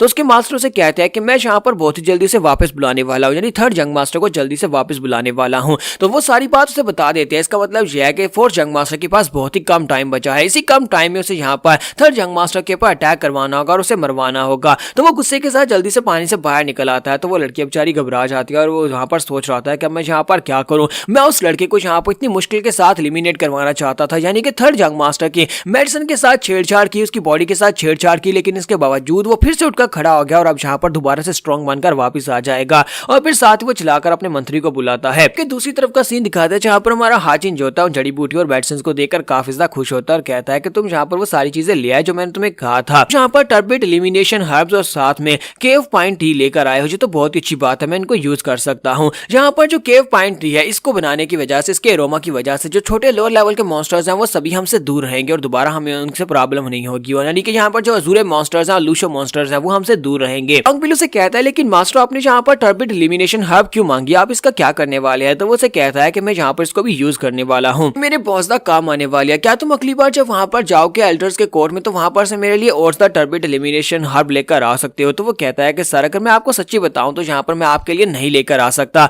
तो हाजिन कहता है कि इस बात का क्या मतलब है। तो वो कहता है कि सर हमें डीमन गार्ड्स पैलेस के फार्मेसी के रिसर्चिंग के लिए यहाँ पर इस तरह की टर्बिड एलिमिनेशन बड़ी बूटी की जरूरत है, जिसकी वजह से उन्होंने इसकी सप्लाई को बंद कर दिया और ये सिर्फ और सिर्फ इस वक्त गार्ड पैलेस को ही दी जाएगी और यहाँ पर किसी को भी यहाँ पर ये चीज नहीं मिल सकती। अगर आपको चाहिए तो आप यहाँ पर दूसरी मार्केट से मंगवा सकते हैं, क्योंकि हमारी फार्मेसी के अंदर इस मेडिसिन को यूज करके हम लोग सुप्रीम हीलिंग पोशन बनाते हैं। तुम्हारा हाजिन जो होता है उसे बात सुनने के बाद झटका लगता है। वो कहता है क्या यहाँ पर इसके साथ सुप्रीम हीलिंग पोशन बनाया जाएगा। फिर साथ ही वो सोच रहा होता है कि मुझे भी तो यहाँ पर मेरा डॉक्टर सुप्रीम हीलिंग पोशन पहलाता रहा है, लेकिन उसके अंदर तो ये टर्बिड एलिमिनेशन जड़ी बूटी थी ही नहीं। तो यहाँ पर एपिसोड 16 का एंड करेंगे और नेक्स्ट एपिसोड में देखेंगे क्या फोर्थ जंग मास्टर थर्ड जंग मास्टर को इसी जंगल यानी बैम्बू ट्री जंगल में मरवा पाएगा या नहीं। तो एपिसोड की एक्सप्लेनेशन अच्छी लगी हो तो कमेंट करके जरूर बताइएगा और वीडियो को लाइक करना मत भूलिएगा। Thank you. तो लास्ट एपिसोड के एंड पे हमने देखा था हमारा हाजिन जो होता है वहां पर उसे पता चलता है कि सुप्रीम मेडिसिन पिल बनाने के लिए यहाँ पर टर्बिड एलिक्सर का यूज किया जाता है। तो वो इस बात से काफी हैरान होता है और कहता है कि अगर वाकई में इसमें यहाँ पर टर्बिड एलिक्सर को डाला गया था फिर मेरी सुप्रीम मेडिसिन के अंदर ये क्यों नहीं था। मुझे लगता है कि यहाँ पर वो डॉक्टर यहाँ पर खुद ये सब कुछ कर रहा था या फिर कोई ना कोई हाई रैंकिंग में ऐसा है जो कि उससे ये सब कुछ करवा रहा था, क्योंकि उस वक्त मेरी बॉडी बहुत ज्यादा कमजोर थी। एक ऐसी कमजोर बॉडी के लिए यहाँ पर बिना टर्बिड एलिक्सर के इस तरह से यूज कर पाना इसको बिल्कुल भी पॉसिबल नहीं है। मुझे लगता है किसी ने जानबूझकर मेरे साथ ये सब कुछ किया है। और इसी के साथ ही उसे कहता है कि मुझे एक बात बताओ कि यहाँ पर तुम सिलिकॉन क्लैरिफाइंग नीडल के बारे में जानते हो कि ये कौन सी थेरेपी होती है या फिर ये किस किस्म की थेरेपी है। तो वो उसे कहता है कि हम इसके बारे में जानता हूँ, ये एक एक्यूपंक्चर टेक्निक है जो कि डॉक्टर्स आमतौर पर परफॉर्म करते हैं। ये कुछ ऐसे लोगों पर परफॉर्म किया जाता है जिनकी बॉडी जो होती है उनकी शेप खराब हो जाती है, उनकी बॉडी की शेप को न्यूट्रलाइज करने के लिए, बेहतर बनाने के लिए, बेहतर दिखाने के लिए इस तकनीक को परफॉर्म किया जाता है। फर्ज करो कि तुम्हारे मसल्स नहीं है लेकिन तुम यहाँ पर अपने मसल्स को दिखाना चाहते हो तो यहाँ पर इस एक्यूपंक्चर टेक्निक को यूज किया जाता है ताकि तुम्हारे मसल्स को दिखाया जा सके, तुम्हारे मसल्स को बेहतर बनाया जा सके। मैं भी कई बार इस टेक्निक को यूज कर चुका हूं। कई बार मिशंस के ऊपर जाने के वक्त मुझे यहाँ पर इस तरह की टेक्निक्स को यूज करना पड़ता है ताकि मैं अपने मसल्स को पंप अप कर सकूं। तो ये बात सुनने के बाद वो और भी हैरान होता है और कहता है कि अब तो मेरा शक यहाँ पर कंफर्म हो गया है, क्योंकि ये लोग मुझे सुप्रीम एलिक्सर पिला रहे थे जिसके अंदर टर्बिड मेडिसिन नहीं थी और ऊपर से यहाँ पर मेरी बॉडी के अंदर एक्यूपंक्चर टेक्निक को यूज करते हुए मेरी बॉडी क्योंकि पहले यहाँ पर हड्डियों का ढांचा बन चुकी थी, लेकिन ये लोग यहाँ पर उस टेक्निक को यूज कर रहे हैं एक्यूपंक्चर टेक्निक के साथ मेरे मसल्स को पंप अप करते रहे, जिसकी वजह से देखने वालों को लगता रहा कि ब्लॉकेज की वजह से मेरी बॉडी कमजोर होती रही है। लेकिन अभी मैं यहाँ पर काफी सेहतमंद हूं, लेकिन ये लोग ये चाहते थे कि अंदर से मैं मर जाऊं, खोखला हो जाऊं। सोच रहा था कि मुझे यहाँ पर कुछ ना कुछ तो करना पड़ेगा उस डॉक्टर के बारे में, क्योंकि वही डॉक्टर मेरे लिए ये सब कुछ करता था। मुझे लगता है कोई हायर ऑफिशियल, कोई एल्डर या फिर कोई डिसाइपल भी हो सकता है। तो फिर साथ ही वो सोच रहा था कि मैं यहाँ पर बात करूं किसी डिसाइपल की तो ये फोर्थ जंग मास्टर हो सकता है, क्योंकि फोर्थ जंग मास्टर ने अपनी बहन रिन को मेरे पास भेजा था मुश्किल क्रिएट करने के लिए। तो मुझे लगता है कि ये वही हो सकता है, क्योंकि उसके और थर्ड जंग मास्टर की कभी आपस में बनी नहीं। साथ ही नेक्स्ट सीन जो होता है फोर्थ जंग मास्टर का दिखाया जाता है। डॉक्टर उसके पास आता है और उसे कहता है कि केव पाइन टी है, आपके लिए बनाकर लाया स्पेशली, प्लीज इसे पी लें। तो उसे कहता है कि शाइन भी मुझे एक बात तो बताओ, अरे पूरे के पूरे डीमन कर्ल के एरिया में सबसे ज्यादा मुश्किल जगह कौन सी है जहां पर इन्फिल्ट्रेट करना मुश्किल है। तो शाइन भी यानी उसके डॉक्टर का नाम होता है। शाइन भी उसे कहता है कि सर मुझे लगता है कि सबसे ज्यादा मुश्किल जगह सॉलिटरी बैम्बू ट्री जंगल है, वहां पर इन्फिल्ट्रेट करना बहुत ज्यादा मुश्किल है। तो उसे कहता है कि हाँ तुमने बिल्कुल ठीक कहा, क्योंकि बहुत सारे हाई लेवल के एग्जीक्यूटिव्स जो है इस वक्त वहां पर पहरा देते हैं, जहां तक कि कोर्ट ऑफ एल्डर्स की इजाजत के बिना वहां पर कोई भी नहीं जा सकता। अगर कोई भी वहां पर पांव रखता है तो उसी के साथ डीमन एम्परर को इस बारे में पता चल जाता है, क्योंकि वो लोग वहां पर से इंफॉर्मेशन जहां पर पहुंचाते हैं। कोर्ट ऑफ एल्डर्स उन लोगों का काम है कि वहां पर उस जंगल के पर नजर रखना। यहाँ पर फोर्थ यंग मास्टर जो होता है वो ये प्लान बना रहा होता है कि वो सोल्ट्री बैम्बू ट्री जंगल के अंदर अपने लोगों को घुसा दे और वहां पर जाकर थर्ड यंग मास्टर को मार डाले, क्योंकि जब से एम्परर ने उसे यहाँ पर ये बात बताई है कि थर्ड यंग मास्टर जिंदा है तो इस बात से वो काफी ज्यादा बेचैन है और उसे यहाँ पर मरवाना चाहता है कि इससे पहले कि वो अपनी पावर्स को गेन कर ले, वो यहाँ पर अपने लोगों को वहां पर भिजवा कर उनको मरवाना चाहता है। तो इसी के साथ ही वो अपने डॉक्टर से कहता है कि शाइन, मुझे पता है कि तुम मेरी बातों को समझ रहे हो, तो चलो जल्दी से उन लोगों को इकट्ठा करो। तो वो कहता है कि सर आप यहाँ पर किन लोगों को इकट्ठा करने की बात कर रहे हैं? तो वो उसे कहता है कि मैं यहाँ पर उन लोगों को इकट्ठा करने की बात कर रहा हूँ जिनकी मदद से हम लोग यहाँ पर थर्ड यंग मास्टर को मरवा सकते हैं। और योंग यानी कि थर्ड यंग मास्टर इस वक्त बैम्बू ट्री जंगल में, और मैंने सुना है कि कोर्ट ऑफ एल्डर से थर्ड यंग मास्टर डोंगफिल को वहां पर भेजा गया है ताकि उसका बॉडीगार्ड बनकर उसको गार्ड कर सके। मैंने सुना है कि वो भी काफी ज्यादा टफ है और उसको हराकर थर्ड यंग मास्टर तक पहुंचना काफी ज्यादा मुश्किल है। मुझे लगता है कि सोरियोंग को जंगल के अंदर मारना काफी ज्यादा मुश्किल हो सकता है, लेकिन ये इम्पॉसिबल तो बिल्कुल भी नहीं है। ये बात सुनने के बाद डॉक्टर उसे कहता है लेकिन ऐसा कैसे हो सकता है? आज डिमोनिक कल्ट के मास्टर ने उसे वहां पर क्यों भेजा होगा? अगर वहां पर एल्डर्स को भी भेजा जाएगा तो वो सभी लोग भी बहुत ज्यादा अनगार्ड रहते हैं, किसी वक्त भी किसी जगह से भी बैम्बू ट्री जंगल में से कोई मॉन्स्टर निकलकर अटैक कर सकता है। तो फिर वो लड़का वहां पर 8 महीने से सर्वाइव कैसे कर पा रहा है? तो फोर्थ यंग मास्टर भी तो यहाँ पर यही सोच रहा था कि वहां पर पिछले 8 महीने से सर्वाइव कैसे कर पा रहा है। क्या ये सिर्फ और सिर्फ उसके बॉडीगार्ड की वजह से हो रहा है या फिर वो खुद यानी स्ट्रांग हो चुका है? ये बात ज्यादा चिंता वाली है। फिर साथ ही वो शाइनवी से कहता है शाइनवी जल्दी से अपने लोगों को इकट्ठा करो और साथ ही बहुत सारे वेपन्स को भी इकट्ठा करो। शाइनवी कहता है कि सर आप यहाँ पर क्या करने के बारे में सोच रहे हैं?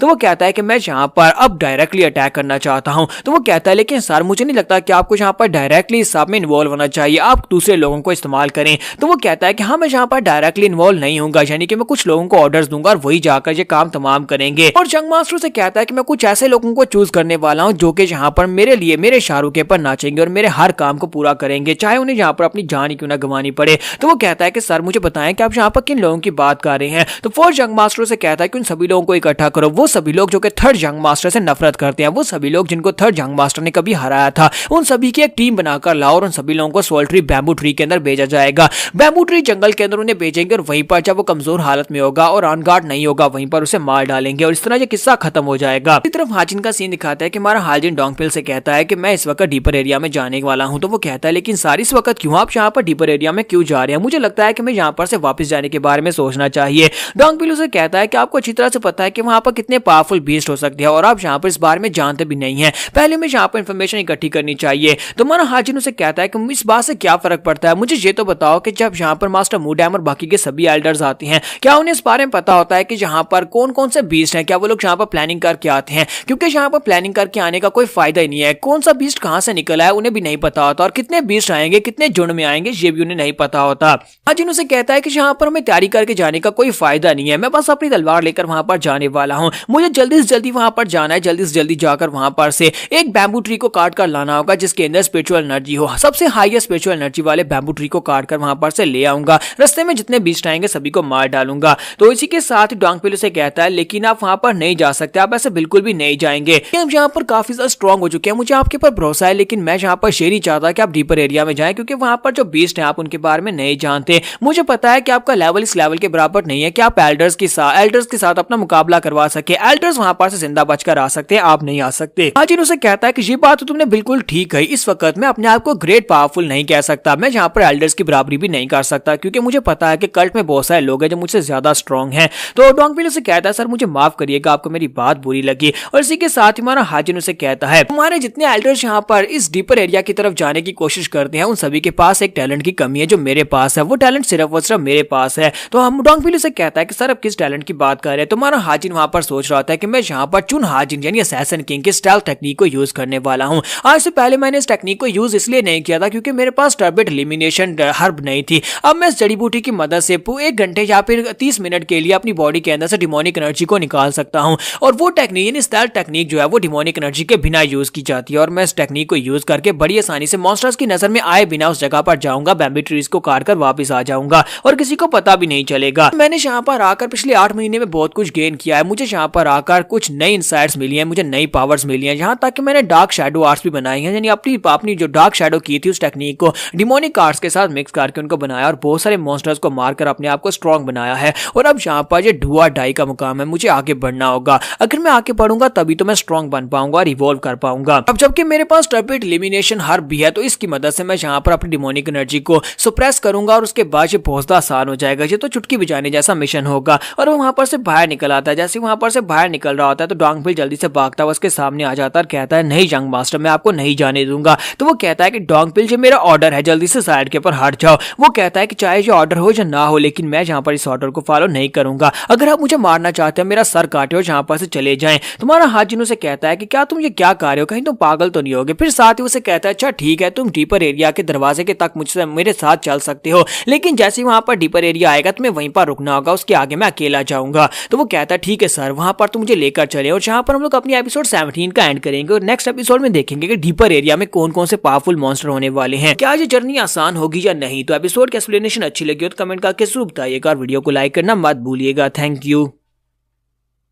तो लास्ट एपिसोड के एंड पे हमने देखा था कि हमारा हाजिन जो होता है वो डोंगबिल को अपने साथ ले जाने के लिए राजी हो जाता है, लेकिन वो भी सिर्फ और सिर्फ डीपर एरिया के रास्ते तक, और वो उसके साथ चल पड़ता है। और इसी के साथ इन दोनों को दिखाता है कि बड़ी तेजी के साथ भागते हुए डीपर एरिया की तरफ आगे बढ़ते हैं। जैसे वो लोग आगे की तरफ भाड़े होते हैं इसी के साथ ही हमारा हाजिन उसे कहता है कि यहीं पर रुक जाओ, लास्ट टाइम मैंने लूशो मॉन्स्टर को यहीं पर मारा था, मुझे लगता है कि यहाँ पर और मॉन्स्टर्स हो सकते हैं। और इसी के साथ ही वो कहता है कि मुझे लगता है कि हम लोग एंट्रेंस तक पहुंच चुके हैं, यहाँ पर से डीपर एरिया स्टार्ट होगा, क्योंकि वहां पर से बहुत ही पावरफुल एनर्जी निकल रही होती है। लेकिन साथ ही वहां पर उनको स्मेल आना शुरू हो जाती है। डोंगबिल कहता है कि जी अचानक से गंदी स्मेल कहां पर से आ रही है, ऐसे लगता है जैसे यहाँ पर कोई चीज यानी कोई इसकी बॉडी यहाँ पर गल सड़ रही हो, किसी चीज को यहाँ पर मारा गया हो। और इसी के साथ ही वो जैसे वहां पर आगे बढ़ते हैं देखकर बहुत सा हैरान होता है, क्योंकि वहां पर बहुत सारे मॉन्स्टर्स होते हैं, बहुत सारे मॉन्स्टर्स की डेड बॉडीज पड़ी होती है जो कि वहां पर खराब हो रही होती है और उनकी बॉडी के अंदर स्मेल निकल रही होती है, सभी के मुंह के अंदर से ब्लड निकला होता है और सभी वहां पर मर गए होते हैं। ये देखने के बाद डोंगबिल उसे कहता है कि सर यहाँ पर देखे कितने सारे मॉन्स्टर्स की लाशें पड़ी हुई हैं, और ये सारे के सारे मॉन्स्टर्स को देखकर लगता है कि इन सभी मॉन्स्टर्स ने वॉमिट किया होगा और वॉमिट करने के बाद ये सारे मॉन्स्टर्स अपने आप मर गए हैं। लेकिन ऐसा कैसे हो सकता है, कौन इनके साथ ऐसा कर सकता है। हाजिन भी इस बात से काफी ज्यादा हैरान होता है। वो उसे कहता है मैंने इस तरह के बीस्ट को पहले नहीं देखा, ये कौन से एरिया के बीस्ट हैं। तो वो कहता है हाँ सर, आपने इसको पहले इसलिए नहीं देखा होगा क्योंकि ये यहाँ पर डीपर एरिया में होते हैं, ये बाहर के एरिया में बहुत ही कम आते हैं, जब यहाँ पर बहुत ज्यादा जरूरत हो तभी यहाँ पर डीपर एरिया से बाहर आते हैं। ये लिपर्ड मॉन्स्टर के साथ यहाँ पर बाकी की जो मॉन्स्टर ये सभी लोग डीपर एरिया में रहते हैं, और लिपर्ड मॉन्स्टर जो है यहाँ का सेकंड मोस्ट पावरफुल बीस्ट है। तो ये बात सुनने के बाद से कहता है कि तुमने कहा कि यहाँ पर ये सेकंड मोस्ट पावरफुल बीस्ट है, तो फिर यहाँ पर पहला मोस्ट पावरफुल बीस्ट कौन सा है। तो वो कहता है कि हाँ मैं आपको बताता हूँ, हो सकता है कि यहाँ पर उसकी डेड बॉडी पड़ी और साथ ही साइड के ऊपर देखने के बाद वो कहता है वो रहा, वहां पर देखें वहां पर एक स्नेक होता है जिसकी 2 टेल्स होती हैं। तो वो कहता है कि मास्टर वहां पर देखें, वहां पर वो स्नेक पड़ा हुआ है, इसको डिसॉल्विंग सर्पेंट कहते हैं, ये बहुत ही खतरनाक है और कहा जाता है कि यहाँ का नंबर 1 पावरफुल बीस्ट है। तुम्हारा हाजिन उस छोटे स्नेक को देखने के बाद कहता है लेकिन ये तो बहुत सा छोटा स्नेक है, क्या तुम्हें लगता है कि यहाँ पर ये स्नेक सबसे पावरफुल है, मुझे तो ये लिपर्ड ज्यादा पावरफुल लगता है। तो वो कहता है कि मास्टर मैंने यहाँ पर जो सुना है मैं वही कह रहा हूँ, क्योंकि मैंने सब कुछ देखा तो नहीं है, लेकिन एल्डर्स ने बताया था कि ये यहाँ का सबसे पावरफुल बीस्ट है। और हाजिन उसे कहता है कि यहाँ पर पावरफुल था भी लेकिन अब मर चुका है क्योंकि ये सिर्फ और सिर्फ एक डेड बॉडी है। तो वो कहता है हाँ मास्टर ये बात तो ठीक है। और इसी के साथ ही हमारा हाजिन उसे कहता है कि तुम्हें ये बात काफी ज्यादा अजीब नहीं लगती कि जैसे जैसे हम लोग आगे बढ़ रहे हैं वैसे वैसे यहाँ पर ये काफी ज्यादा अजीब है। पर बहुत सारे मॉन्स्टर्स की डेड बॉडी पड़ी हुई है लेकिन किसी मॉन्स्टर के ऊपर कोई भी चोट का निशान नहीं है, सभी के सभी मॉन्स्टर यहाँ पर बिल्कुल सही बॉडी के साथ है, ऐसे लगता है जैसे किसी ने इनकी बॉडी के अंदर से इनकी स्पिरिचुअल एनर्जी को निकाल लिया हो, मुझे तो बिल्कुल ऐसे ही लग रहा है। और यहाँ पर जो बैम्बू ट्रीज है उनका साइज भी पहले से काफी ज्यादा थिक है और ये काफी ज्यादा पावरफुल और काफी ज्यादा बड़े हैं, लगता है कि हम लोग हार के काफी ज्यादा करीब पहुंचते जा रहे हैं। जिन सोच रहा था कि इतने सारे बीस्ट को एक साथ मारने की सलाहियत किसमें होगी, कौन इतना पावरफुल है जो इतने पावरफुल बीस्ट को एक साथ मार सकता है। और इसी के साथ ही वो लोग आगे की तरफ बढ़ना स्टार्ट करते हैं। तो हाजिन को वहां पर सामने से बहुत ही ठंडी हवा महसूस होती है। तो वो कहता है कि यहाँ पर पावरफुल डिमोनिक एनर्जी निकल रही है जो कि ठंडी हवा दे रही है। तो डोंगबिल भी इस बात से काफी हैरान होता है और कहता है कि मास्टर आप यहाँ पर क्या घूर कर देख रहे हैं, क्या आपको यहाँ पर कुछ अजीब लग रहा है। तो वो कहता है कि सिर्फ और सिर्फ लाइट ब्रीज है, यहाँ पर मास्टर इसको इतनी हैरान होकर क्यों देख रहे हैं। तुम्हारा हाजिन उसे कहता है कि तुम्हें सिर्फ और सिर्फ लाइट ब्रीज लग रही होगी लेकिन मुझे यहाँ पर बहुत ही अजीब सी सेंसेशन हो रही है, यानी कि मुझे कुछ अजीब लग रहा है, मुझे लगता है कि मैं यहाँ पर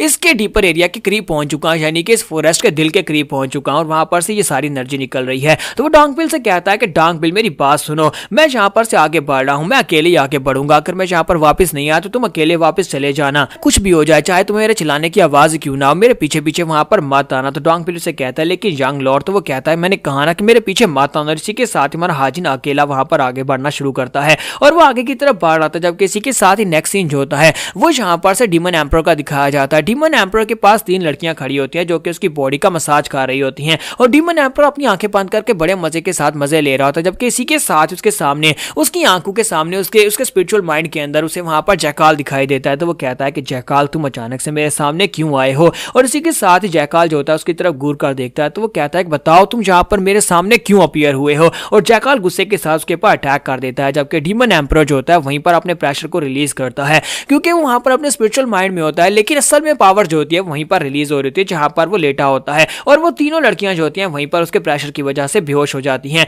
फिर साथ ही वो कहता है कि फर्स्ट गार्डियन को बुलाया जाए। तो मास्टर मूडैम वहां पर आते हैं और कहते हैं जी सर, आपने मुझे यहाँ पर क्यों बुलाया, आप मुझसे यहाँ पर क्या जानना चाहते हैं। तो वो कहता है कि फर्स्ट गार्डियन, तो मुझे एक बात बताओ कि जब मैं एकांत में ट्रेनिंग करने के लिए, कल्टीवेट करने के लिए गया था और जहाँ पर पूरे 8 महीने गुजर चुके हैं, मुझे ये बताओ क्या उस सॉलिटरी बैम्बू जंगल के अंदर कोई और एल्डर तो नहीं चला गया, कोई और एल्डर या फिर ऑफिशियल या कोई मास्टर वहां पर तो नहीं गया। तो मूडैम उसे कहते हैं नहीं सर, वहां पर सिर्फ और सिर्फ 2 लोग हैं जिनको आपने वहां पर भेजा था, आपकी इजाजत के बिना वहां पर कोई भी नहीं जा सकता। तो डीमन एम्परर से कहता है क्या वाकई में तुम्हें लगता है कि वहां पर सिर्फ 2 ही लोग हैं? उन्होंने मुझे बताया था कि वहां पर उसके साथ एल्डर्स के कोर से 3rd लीडर है, यानी कि डोंगपिल है, डोंगपिल उसके साथ गया है। तो वो कहता है जी सर, डोंगपिल उसके साथ है। तो वो कहता है कि मैंने उस बच्चे के बारे में सुना है कि वो काफी ज्यादा तेज है और काफी स्ट्रॉन्ग भी है, और मुझे लगता है कि उसके अंदर काफी ज्यादा कैपेसिटी भी है। तो मास्टर मूडैम कहते हैं हाँ सर, आपने बिल्कुल ठीक कहा, वो काफी ज्यादा यंग एज का है, यानी कि जहां पर डोंगपिल की बात हो रही होती है। वो कहता है कि सर, कोर्ट ऑफ एल्डर्स ने स्पेशली उस लड़के को वहां पर इसलिए भेजा था क्योंकि वो 3rd यंग मास्टर के टेम्पर को झेल सकता है और उसके एज का है, तो इसी वजह से उन दोनों में काफी अच्छी दोस्ती भी हो सकती है और दोनों वहां पर काफी अच्छे से एक दूसरे को संभाल सकते हैं।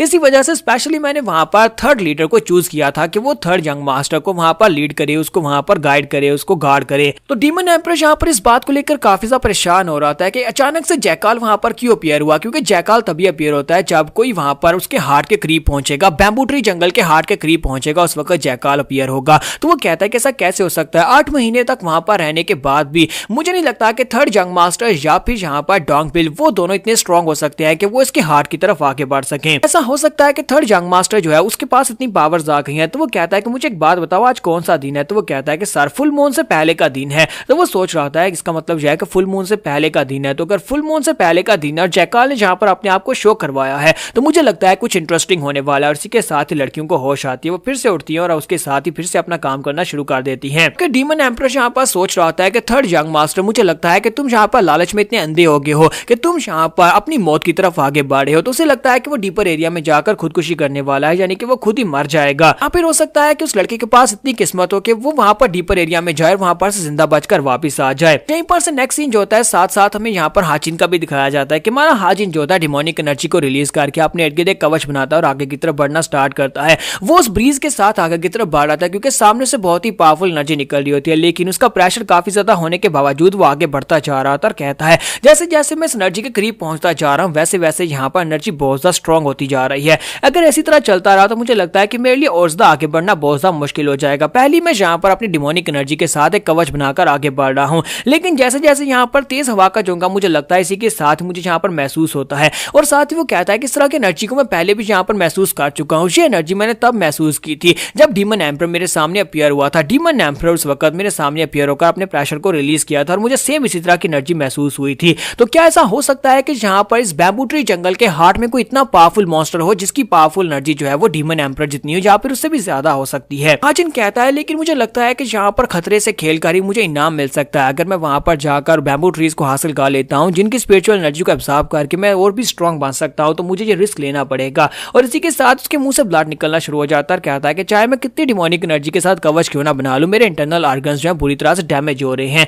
तो वो कहता है कि अब मैं और ज्यादा नहीं टिक पाऊंगा, मुझे लगता है कि अब मुझे यहाँ पर स्पेशल टेक्निक को यूज करना पड़ेगा। तो अपने पास से टर्बिड एलिमिनेशन हर्ब को निकालता और कहता है अगर मैं इसको यहीं पर पी लेता हूँ तो मेरी बॉडी से डिमोनिक एनर्जी निकल जाएगी, कुछ अर्सा के लिए वो जो है वो सप्रेस हो जाएगी और साथ ही मैं अपनी स्टेल्थ टेक्निक को यूज कर पाऊंगा जिससे मैं यहाँ पर बड़ी आसानी से आगे बढ़ पाऊंगा। और वो बॉटल को खोलता है और उसको पी जाता है। तो यहाँ पर हम लोग अपने एपिसोड 18 का एंड करेंगे और नेक्स्ट एपिसोड में देखेंगे क्या हमारा हाजिन स्टेल्थ टेक्निक को यूज करने के बाद हार्ट के करीब पहुंच पाएगा और हार्ट के करीब पहुंचने के बाद से वहां पर क्या मिलने वाला है और इतना पावरफुल मॉन्स्टर कौन है जितनी पावरफुल एनर्जी को रिलीज कर रहा है। तो गाइस कैसे हैं आप सब लोग। Legacy of the assassin king के एपिसोड 19 के साथ हाजिर हो। तो लास्ट एपिसोड के एंड पे हमने देखा था कि हमारा हाचिन जो होता है वो जंगल के डीपर एरिया यानी कि उस जंगल के हार्ट की तरफ आगे बढ़ रहा था जहां पर एनर्जी फ्लक्चुएशंस बहुत ज्यादा होती हैं और एंड के ऊपर वो स्पेशल जड़ी बूटी जिसे टर्बिड एलिमिनेशन जड़ी बूटी कहा जाता है उसकी बॉटल को खोलता है और उसको पी जाता है। उसको पीने के बाद उसकी बॉडी के अंदर से डिमोनिक एनर्जी निकल जाती है। तो वो कहता है मुझे महसूस हो रहा है मेरी बॉडी के अंदर जितनी डिमोनिक एनर्जी थी वो सारी की सारी निकल कर जा रही है और उसके निकलने के साथ ही वो यहाँ पर अपनी पुरानी असैसिन किंग वाली टेक्निक को यूज कर सकता है यानी स्टाइल तकनीक को यूज कर सकता है। तो वो कहता है कि अब मुझे यहाँ पर काफी सा लाइटर महसूस हो रहा है और इसी के साथ ही जैसे वो स्टाइल तकनीक को यूज करता है तो वो हवा जो होती है उसकी बॉडी के आर पार जा सकती है जहां तक कि वो जहां पर जितने भी पेड़ पौधे होते हैं उन सभी के बीच से गुजर कर जा सकता है। उसकी बॉडी इतनी ज्यादा लाइट हो जाती है। हाजिन कहता है कि अब यहाँ पर बहुत ज्यादा आसान हो गया। अब मैंने यहाँ पर जिस स्पेशल टेक्निक को यूज किया इसे डार्क गॉड फैंटम टेक्निक कहते हैं जिससे मैं यहाँ पर अपनी स्टाइल तकनीक का नाम दे रहा हूँ। और इसी के साथ ही वो आगे की तरफ बढ़ना स्टार्ट करता है और कहता है कि जब मैं पुराना चुन हाजिन था जो कि असैसिन किंग का टाइटल जिसे मिला था वो चुन हाजिन यहाँ पर इसी टेक्निक को यूज करके बहुत सारे लोगों की जान ले चुका है और इसी टेक्निक के साथ मैं इस जंगल के हार्ट तक पहुंचूंगा। तो वो आगे की तरफ बढ़ना स्टार्ट करता है और कहता है कि अब यहाँ पर कोई भी चीज मुझे रोक नहीं सकती। जबकि बाहर का सीन दिखाते हैं डोंगबिल सोच रहा था कि अचानक से यंग मास्टर का ऑरा कहां पर चला गया मुझे महसूस नहीं हो रहा। तो वो कहता है कि मुझे यहाँ पर कुछ भी महसूस नहीं हो रहा कहीं ऐसा नहीं है कि यंग मास्टर मर गए हों। तो इसी के साथ ही दिखाते हैं कि हमारा हाजिन जो होता है वो आगे की तरफ बढ़ना स्टार्ट करता है। वो वहां पर चलता हुआ काफी आगे निकल जाता है। वो हार्ट के करीब पहुंच रहा था और कहता है यहाँ पर प्रेशर बहुत ज्यादा कम हो चुका है। ऐसा लगता है जैसे यहाँ पर मैं हार्ट के करीब पहुंच चुका हूँ। तो जैसे जैसे वो हार्ट के करीब पहुंच रहा होता है उसे लग रहा होता है कि यहाँ पर उसकी जो टर्बिड एलिमिनेशन वाली जड़ी बूटी है उसका असर खत्म होता जा रहा है। तो वो कहता है लेकिन मैं यहाँ पर पहुंच जाऊंगा मैं पहुंच जाऊंगा। तो वहां पर ग्राउंड के ऊपर पत्थरों को भी दिखाता है कि पत्थरों के बीच से गुजरता हुआ जा रहा था क्योंकि उसकी टेक्निक इसी तरह काम करती है। वो किसी भी चीज यहाँ चाहे कि वो दीवार ही क्यों ना वो दीवार के भी आर पार जा सकता है। लेकिन इसी के साथ ही वो एक पत्थर के साथ टकराता है और उसे वहां पर जंप लगता है जिससे वो वहीं पर ग्राउंड के ऊपर गिर जाता है। तो वो कहता है कि ये क्या हुआ अचानक से यहाँ पर क्या हुआ। फिर साथ ही वो गुस्से के साथ चिल्लाकर कहता है कि क्या यहाँ पर कोई स्पिरिचुअल रॉक थी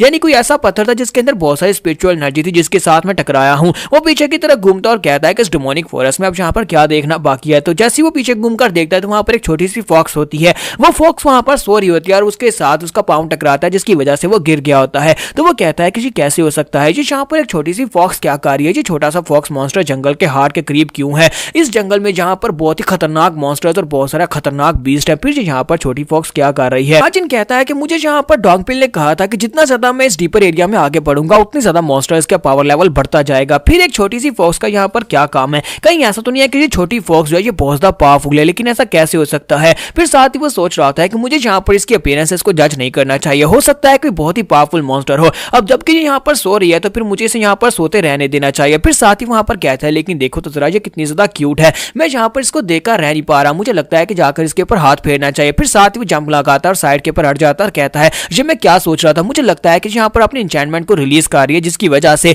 मैं यहाँ पर इसके प्यार में पड़ने वाला था। और इसी के साथ ही वो कहता है छोड़ो इसे यहीं पर रहने देते हैं, मैं जंगल के हार्ट की तरफ जा रहा हूं और जो चीज यहाँ पर खुद डिस्टर्ब नहीं होना चाहती उसे डिस्टर्ब नहीं करते। और इसी के साथ ही वो आगे बढ़ना स्टार्ट करता है। जैसे ही वो आगे बढ़ता है तो वहां पर बैम्बू ट्रीज बहुत ज्यादा ठीक होते हैं यानी कि वहां पर सामने बैम्बूज की एक वॉल बनी होती है यानी कि वही इसका एंड होता है। तो वो कहता है लगता है कि मैं यहाँ पर पहुंच गया, ये क्या ये एंड तो इतना ज्यादा करीब है। फिर साथ ही वो कहता है कि ऐसा नहीं है कि मैं रास्ता भटक गया हूँ क्योंकि मुझे तो लगा था कि मैं यहाँ पर डीपर एरिया में काफी ज्यादा दूर जाने वाला हूँ, वहां पर बहुत ही पावरफुल मॉन्स्टर्स होंगे, लेकिन यहाँ पर तो एक भी मॉन्स्टर नहीं है, लेकिन ये काफी ज्यादा डिसअपॉइंटिंग है। फिर साथ ही वो आगे बढ़ता है और कहता है कि यहाँ पर जो स्पिरिचुअल बैम्बूज लगे हुए हैं इनके अंदर बहुत सारी स्पिरिचुअल एनर्जी है। हाजिन कहता है कि क्या इतना ज्यादा आसान था, क्या इतना ज्यादा आसान था यहाँ पर इन स्पिरिचुअल बैम्बूज को ढूंढना, इन बैम्बूज जिनके साथ मेडिसिनल चीजें बनाई जा सकती है, यहाँ पर इनकी स्पिरिचुअल एनर्जी को एब्जॉर्ब किया जा सकता है। मैंने तो सुना था कि यहाँ पर एल्डर्स आते हैं और एल्डर्स आकर उनमें से काफी सारे एल्डर्स वापसी पर जिंदा नहीं जा पाते, वो मर जाते हैं, लेकिन मुझे यहाँ पर इतनी आसानी से मिल गया है। तो वो कहता है क्या मैं यहाँ पर इन सभी के सभी को रख लूं। तो वहां पर काफी सारे पेड़ होते हैं तो वो वहां सोच रहा होता है क्या मैं इन सभी के सभी पेड़ों को काट लूं, लेकिन वो फिर साथ ही वो कहता है कि मैं यहाँ पे इतना लालची नहीं बन सकता क्योंकि मैं यहाँ पर 3 को तो नहीं लेकर जा सकता या फिर 4 को लेकर नहीं जा सकता, मेरे लिए एक ही काफी है। तो इसी के साथ ही वो कहता है कि फिलहाल के लिए मेरी बॉडी के अंदर मैं इतनी ज्यादा लार्ज की को अपनी बॉडी में एब्जॉर्ब भी नहीं कर पाऊंगा, तो मेरे लिए सिर्फ और सिर्फ एक ही बैम्बू काफी है, मुझे एक ही बैम्बू को काटना होगा और उसी को लेकर यहाँ पर चला जाऊंगा। जबकि इसी के साथ ही वो साइड के ऊपर देखता है जहां पर एक बैम्बू जो होता है वो उग रहा होता है यानी कि उसकी कॉम्पल जो होती है वहां पर से बाहर निकलनी होती है। तो वो कहता है कि ये तो एक बैम्बू शूट है, लेकिन ये यहाँ पर अकेली क्यों है और सिर्फ एक ही क्यों है। और साथ ही वो साइड के ऊपर उस फॉक्स मॉन्स्टर की तरफ भी देखता है तो वो फॉक्स मॉन्स्टर बड़े आराम से सो रही होती है। इसी के साथ ही वो आगे बढ़ता है और उस शूट को वहां पर उखाड़ने की कोशिश करता है। वो कहता है कि इसके अंदर भी काफी सारी स्पिरिचुअल एनर्जी है, अगर मैंने इसको उखाड़ लिया और साथ ही इसको खा लिया तो मुझे लगता है कि मुझे काफी सारी स्पिरिचुअल एनर्जी मिल सकती है, ये मेरी प्योरिफिकेशन टेक्निक के लिए काम आएगी। और साथ ही वहां पर जोर लगाना स्टार्ट करता है। हाजिन वहां पर जोर लगाता लगातार जोर लगाने के साथ ही वहां पर उस बैम्बू शूट को जड़ से उखाड़ लेता है, उसे जड़ से उखाड़ता है। इसी के साथ जैसे वहां पर उसको जड़ से उखाड़ता है, दूसरी तरफ दिखाते हैं कि वो फॉक्स मॉन्स्टर जो होती है वो भी उठ जाती है। उठने के बाद वो भी साइड के ऊपर देख रही होती है, पता नहीं उसे क्या हुआ, लेकिन जैसे वहां पर हमारे हाजिन ने उस बैम्बू शूट को उखाड़ा और साथ उसको खाना शुरू कर देता है। वो कहता है कि जैसे जैसे ये मेरे बॉडी के अंदर जा रही है वैसे वैसे मुझे कुछ भी महसूस नहीं हो रहा। मुझे तो लगा था कि यहाँ पर मेरी बॉडी के अंदर बहुत सारी स्पिरिचुअल एनर्जी आ जाएगी, क्योंकि इस बैम्बू शूट के अंदर बहुत सारी स्पिरिचुअल एनर्जी थी, लेकिन जैसे मैं इसको खा रहा हूं मुझे तो ऐसे लग रहा है जैसे मैं नॉर्मल बैम्बू शूट को खा रहा हूं। खाने के बाद वो उसे वहीं पर फेंक देता है और कहता है कि मुझे तो लगा था कि यहाँ पर इससे काम बन जाएगा, लेकिन अफसोस कि इससे कुछ भी नहीं हुआ। चलो फिर जाकर उस बैम्बू को ही काटते हैं। और इसी के साथ वो अपनी तलवार निकालता और कहता है कि मुझे सिर्फ एक बैम्बू ट्री चाहिए। एक बैम्बू ट्री को काटकर यहाँ पर से निकल चलते हैं और वो बैम्बू ट्री के सामने खड़े होकर अपनी तलवार निकालता और इसी के साथ उस बैम्बू ट्री के ऊपर अटैक करता है, लेकिन कुछ भी नहीं होता, उसके ऊपर एक खरोच भी नहीं आती। वो कहता है ऐसा कैसे हो सकता है कि यहाँ पर इसके ऊपर एक खराश भी नहीं पड़ी। तो वो कहता है कि मैं इसे कट क्यों नहीं कर पा रहा, क्या मेरी तलवार इतनी ज्यादा कमजोर है या फिर मेरी स्विंग इतनी कमजोर है। तो इसी के साथ वो फिर से उसके ऊपर मारता है तो उसकी तलवार टूट जाती है, लेकिन वहां पर उस पेड़ के ऊपर जरा सा भी नुकसान नहीं पहुंचता। तो वो कहता है कि मुझे यहाँ पर स्पिरिचुअल बैम्बू ट्री को काटने के लिए अपनी स्पिरिचुअल एनर्जी को यूज करना पड़ेगा। तो वो कहता है तो फाइनली यहाँ पर मुझे समझ आ गया कि मैं क्या करूं। हाजिन वहां पर अपने ऑरा को रिलीज करता है और कहता है कि मुझे यहाँ पर अपनी स्वर्ड एनर्जी को यूज करना पड़ेगा, और इसी के साथ वो स्वर्ड एनर्जी को रिलीज करता है। तलवार के अंदर स्वर्ड एनर्जी को रिलीज करते हुए सामने की तरफ एक स्पेशल स्लैश जिसका नाम मून स्लैश होता है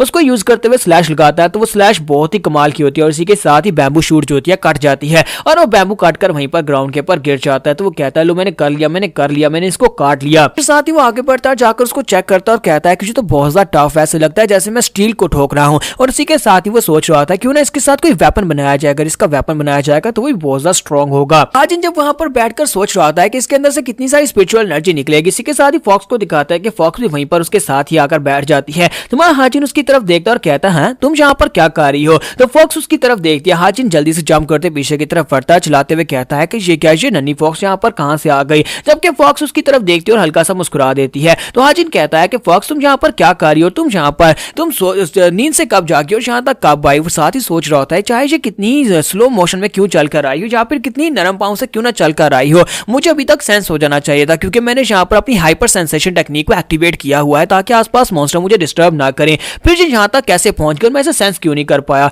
और इसी के साथ ही फॉक्स मॉन्स्टर चलते हुए फिर से उसके करीब पहुंच जाती है। तो वो कहता है कि तुम यहाँ पर मेरे पास क्या कर रही हो, प्लीज यहाँ से जाओ जाकर फिर से जाकर सो जाओ, तुम्हें मुझसे क्या चाहिए। तो वो उसकी तरफ देख रही होती है। हाजिन सोच रहा था कि अब यहाँ पर हो क्या रहा है, ये यहाँ पर क्या कर रही है और ये एक छोटा सा मॉन्स्टर इस जंगल के हार्ट के करीब क्यों है जहाँ पर इंसानों के लिए सर्वाइव करना बहुत ज्यादा मुश्किल है। फिर एक छोटा सा नन्हा प्यारा सा मॉन्स्टर इस जगह के ऊपर कैसे हो सकता है, मुझे लगता है कि ये बहुत ज्यादा पावरफुल है। फिर साथ ही वो शर्माते हुए कहता है कि लेकिन ये बहुत ज्यादा क्यूट भी है, मेरा दिल कर रहा है मैं इसके सर के ऊपर हाथ फेरूं। और इसी के साथ ही वो अपने हाथ को आगे बढ़ाता है। जैसे वो अपने हाथ को आगे बढ़ाता है तो वो छोटी फॉक्सी जो होती है उसके हाथ के ऊपर काट लेती है। वो अपने दांत उसके हाथ में गड़ा देती है और उसका खून बहना शुरू हो जाता है। हाजिन एक जबरदस्त चीख मारता और कहता है कमीनी फॉक्सी कहीं की, ये तुम क्या कर रही हो, तुम मुझे काट क्यों रही हो। और यहाँ पर हम लोग अपनी एपिसोड 19 का एंड करेंगे। नेक्स्ट एपिसोड में देखेंगे कि इस फॉक्स का क्या चक्कर है और यहाँ पर ये क्या कर रही है। तो एपिसोड की एक्सप्लेनेशन अच्छी लगी हो तो कमेंट करके जरूर बताइएगा, वीडियो को लाइक करना मत भूलिएगा। Thank you. तो लास्ट एपिसोड के एंड पे हमने देखा था कि हमारा हाजिन जो होता है वहां पर अपना हाथ आगे बढ़ाता है फॉक्स के लिए, लेकिन फॉक्स उसके हाथ के ऊपर काट लेती है। तो इस एपिसोड की शुरुआत में दिखाता है कि हमारा हाजिन जो होता है डोंगपिल के पास वापस आ जाता है और साथ उस बैम्बू शूट को भी उठाकर ले आता है। उसे घसीटते वहां पर आ जाता है और उसे कहता है लो मैं इसे ले आया। तो वो कहता है कि मास्टर आपने तो वाकई में ये कर दिया, यंग मास्टर आप तो यहाँ पर इस बैम्बू शूट को उठाकर ले आए और इतनी भारी बैम्बू शूट को आप अकेले उठाकर ले आए हैं। तो वो कहता है कि हाँ मैं इसे उठाकर ले आया हूँ क्योंकि वहां पर इसे काटना बहुत ज्यादा मुश्किल था, मुझे अपनी स्पिरिचुअल एनर्जी को भी यूज करना पड़ा, यहाँ तक कि मैंने अपने स्वर्ड ऑरा को भी किया है। तो वहां पर उसकी तलवार के लगे हुए कट को देखता और कहता है कि ये तो बहुत ज्यादा स्कैरिली स्मूथ है, यानी कि यहाँ पर जिस तरह से इसने को काटा है ऐसे लगता है किसी पावरफुल तलवारबाज ने यहाँ पर इसको काटा हो। तो डोंगपिल जो होता है वो यहाँ पर सोच रहा था कि मुझे लगता है कि मास्टर पिछले 8 महीने में यहाँ पर बहुत ज्यादा स्ट्रॉन्ग हो गए हैं, मैं यहाँ पर इनको यहाँ पर ये भी नहीं जान पा रहा कि क्या ये वाकई में 8 महीने पहले वाले थर्ड यंग मास्टर हैं या नहीं। इसके साथ ही डोंगपिल से कहता है कि यंग मास्टर मुझे एक बात तो बताए, आप यहाँ पर इस बैम्बू शूट को तो लेकर आए लेकिन इस छोटी फॉक्सी का क्या चक्कर है, ये यहाँ पर आपके पीछे क्यों है और आपके पास क्यों बैठी हुई है। तो वो फॉक्स जो होती है हमारे हाजिन की तरफ ही देख रही होती है। तो वो कहता है कि मुझे नहीं पता कि यहाँ पर मेरे पीछे पीछे क्यों आ रही है, मैं जहां पर से ये बैम्बू ट्री को लेकर आया हूँ वहीं पर से मेरे पीछे पीछे आ रही थी। जब हार्ट के करीब में पहुंचा तो ये वहीं पर सो रही थी और उसके बाद जब ये जागी तो इसने मेरे हाथ के ऊपर काट लिया। ये तो बहुत ज्यादा खतरनाक है, इसने मेरी उंगली के ऊपर काटा था, मेरा खून भी बहा था। फिर साथ ही वो कहता है कि ये क्या, मेरी उंगली के ऊपर से निशान किधर चले गए, इसने तो मेरे हाथ पे काटा था। जबकि डोंगपिल कहता है कि इसकी हिम्मत कैसे भी यहाँ पर मेरे मास्टर को काटने की। वो अपनी तलवार निकालता और कहता है कि मैं अभी यहाँ यहाँ पर इसके टुकड़े टुकड़े कर दूंगा। जबकि हमारा हाजिन उसे कहता है कि डोंगपिल जो तुम क्या कर रहे हो, तो बस एक नन्ही सी छोटी सी बीस्ट है, तुम यहाँ पर इसको कैसे मार सकते हो, वो देखो तो जरा कितनी ज्यादा प्यारी है। तो डोंगपिल कहता है कि हाँ ये बात तो है, ये काफी ज्यादा प्यारी है। हाजिन उसे कहता है कि छोड़ो इसे यहीं पर रहने दो, फिलहाल के लिए हम लोग यहाँ पर इसके बारे में सोचते हैं कि इस बैम्बू ट्री का क्या करना है। ये काफी ज्यादा बड़ा और काफी भारी भी है, हम लोग इसे वापस लेकर नहीं जा पाएंगे, क्यों ना यहीं पर बैठकर इसको प्योरीफाई कर लिया जाए। तो वो कहता है हाँ ठीक है यंग मास्टर, मैं आपको यहाँ पर सपोर्ट दूंगा और साथ ही आपको गार्ड करूंगा। हाजिन वहीं पर बैठ जाता है, साथ ही उस बैम्बू ट्री के ऊपर अपना हाथ रखता है, बाउंडलेस टेक्निक को रिलीज करता है। जब वो बाउंडलेस टेक्निक को रिलीज करता है तो उस ट्री के अंदर से जबरदस्त स्पिरिचुअल एनर्जी निकलती है, जो उसकी बॉडी के अंदर एब्जॉर्ब होना शुरू हो जाती है, और वहां पर आसपास जो एनर्जी होती है वो भी वहां पर उसकी बॉडी के अंदर जा रही होती है। डोंगपिल इस बात से काफी ज्यादा हैरान होता है और कहता है क्या यहाँ पर थर्ड यंग मास्टर के पास कोई यूनिक मार्शल आर्ट्स का स्किल है, कोई ऐसी टेक्निक जिसकी मदद से ये बड़ी आसानी से यहाँ पर इसकी स्पिरिचुअल एनर्जी को डायरेक्टली अपनी बॉडी के अंदर एब्जॉर्ब कर पा रहा है। मैं यहाँ पर इस बारे में सोच भी नहीं सकता, क्योंकि थर्ड यंग मास्टर की प्रोफाउंड अंडरस्टैंडिंग जो है मुझसे ज्यादा बेहतर है, क्योंकि ये डिमोनिक एम्परर का यानी डीमन एम्परर का पर्सनल डिसाइपल है, तो ये मुझसे ज्यादा बेहतर ही होगा। तो हमारा जो हाजिन जो होता है वहां पर थोड़ी देर बैठने के बाद उसकी स्पिरिचुअल एनर्जी को एब्जॉर्ब करना स्टार्ट कर देता है। जब उसकी स्पिरिचुअल एनर्जी एब्जॉर्ब हो रही होती है तो बैम्बू ट्री विदर होना शुरू हो जाता है। उसके आसपास यानी दोनों तरफ से बैम्बू ट्री की जो शूट होती है वहां पर से विदर हो रही होती है, क्योंकि उसकी एनर्जी जो होती है वो एब्जॉर्ब कर रहा होता है। जैसे जैसे वो एनर्जी को एब्जॉर्ब करता है तो उसका टुकड़ा जो होता है बहुत ही छोटा रह जाता है। एंड के ऊपर सिर्फ और सिर्फ एक ही छोटा सा टुकड़ा बचता है। एंड के ऊपर जो छोटा टुकड़ा बचता है उसके अंदर काफी सारा स्पिरिचुअल वाटर होता है। तुम्हारा हाजिन उसे कहता है कि लो मैंने कर दिया, अब इसके अंदर बहुत ही प्योर स्पिरिचुअल वाटर है जो कि बहुत ज्यादा कंसंट्रेटेड है, अगर इसको पिया जाएगा तो हमारी स्पिरिचुअल एनर्जी बहुत ज्यादा बढ़ जाएगी। तो डोंगपिल उसे कहता है कि यंग मास्टर आपको बहुत ज्यादा बधाई हो, आपने कर लिया, आपको यहाँ पर गुड लक, आप यहाँ पर इस वाटर को पिए। तुम्हारा हाजिन उसे कहता है नहीं मैं इसे नहीं पीऊंगा, बल्कि तुम इसे पियोगे। डोंगपिल कहता है लेकिन मैं इसे कैसे पी सकता हूँ, आप यहाँ पर हार्ट में गए थे, इतने खतरे को फेस किया और आप यहाँ पर मुझे दे रहे हैं। तो हाजिन उसे कहता है कि बस भी करो, बस भी करो, हम दोनों यहाँ पर एक साथ हैं, हम दोनों दोस्तों की तरह, हम दोनों एक दूसरे को जानते हैं। मैं यहाँ पर तुम्हें कोई नौकर नहीं समझ रहा, बल्कि अपना दोस्त समझकर ये कह रहा हूँ कि इसे पहले पी लो। वो कहता है नहीं यंग मास्टर, मैं इसे पहले नहीं पी सकता, ये आपकी मेहनत है और यहाँ पर आपसे पहले तो बिल्कुल भी नहीं पीऊंगा। तुम्हारा हाजिन उसे कहता है क्या तुम इसे पीने वाले हो या नहीं? तो वो कहता है नहीं यंग मास्टर, मैं ऐसे इसे नहीं पीने वाला। हाजिन उसे कहता है कि तुमने कितनी बार मेरी जान बचाई है, कितनी बार यहाँ पर मैं मुश्किल सिचुएशन में था और तुमने मेरी जान बचाई, तुमने मेरा बहुत ही अच्छा ध्यान रखा, वजह से मैं यहाँ पर दोस्त होने के नाते तुम्हें कह रहा हूँ। तो इसी के साथ ही डोंगपिल वहां पर फिर से रोना शुरू कर देता और इसी के साथ ही वो उसके सामने अपने घुटने टेकता और कहता है यंग मास्टर, मैं आपसे वादा करता हूँ कि मैं अपनी बाकी की सारी जिंदगी यहाँ पर आपको प्रोटेक्शन दूंगा, मैं आपका गार्ड बनकर, आपका वफादार बनकर रहूंगा, चाहे मुझे यहाँ पर कोर्ट ऑफ एल्डर से निकाल दिया गया या फिर आप यहाँ पर मुझे अपना गार्ड ना भी बनाना चाहते हो, लेकिन बाकी की सारी जिंदगी में आपसे वफादार रहूंगा।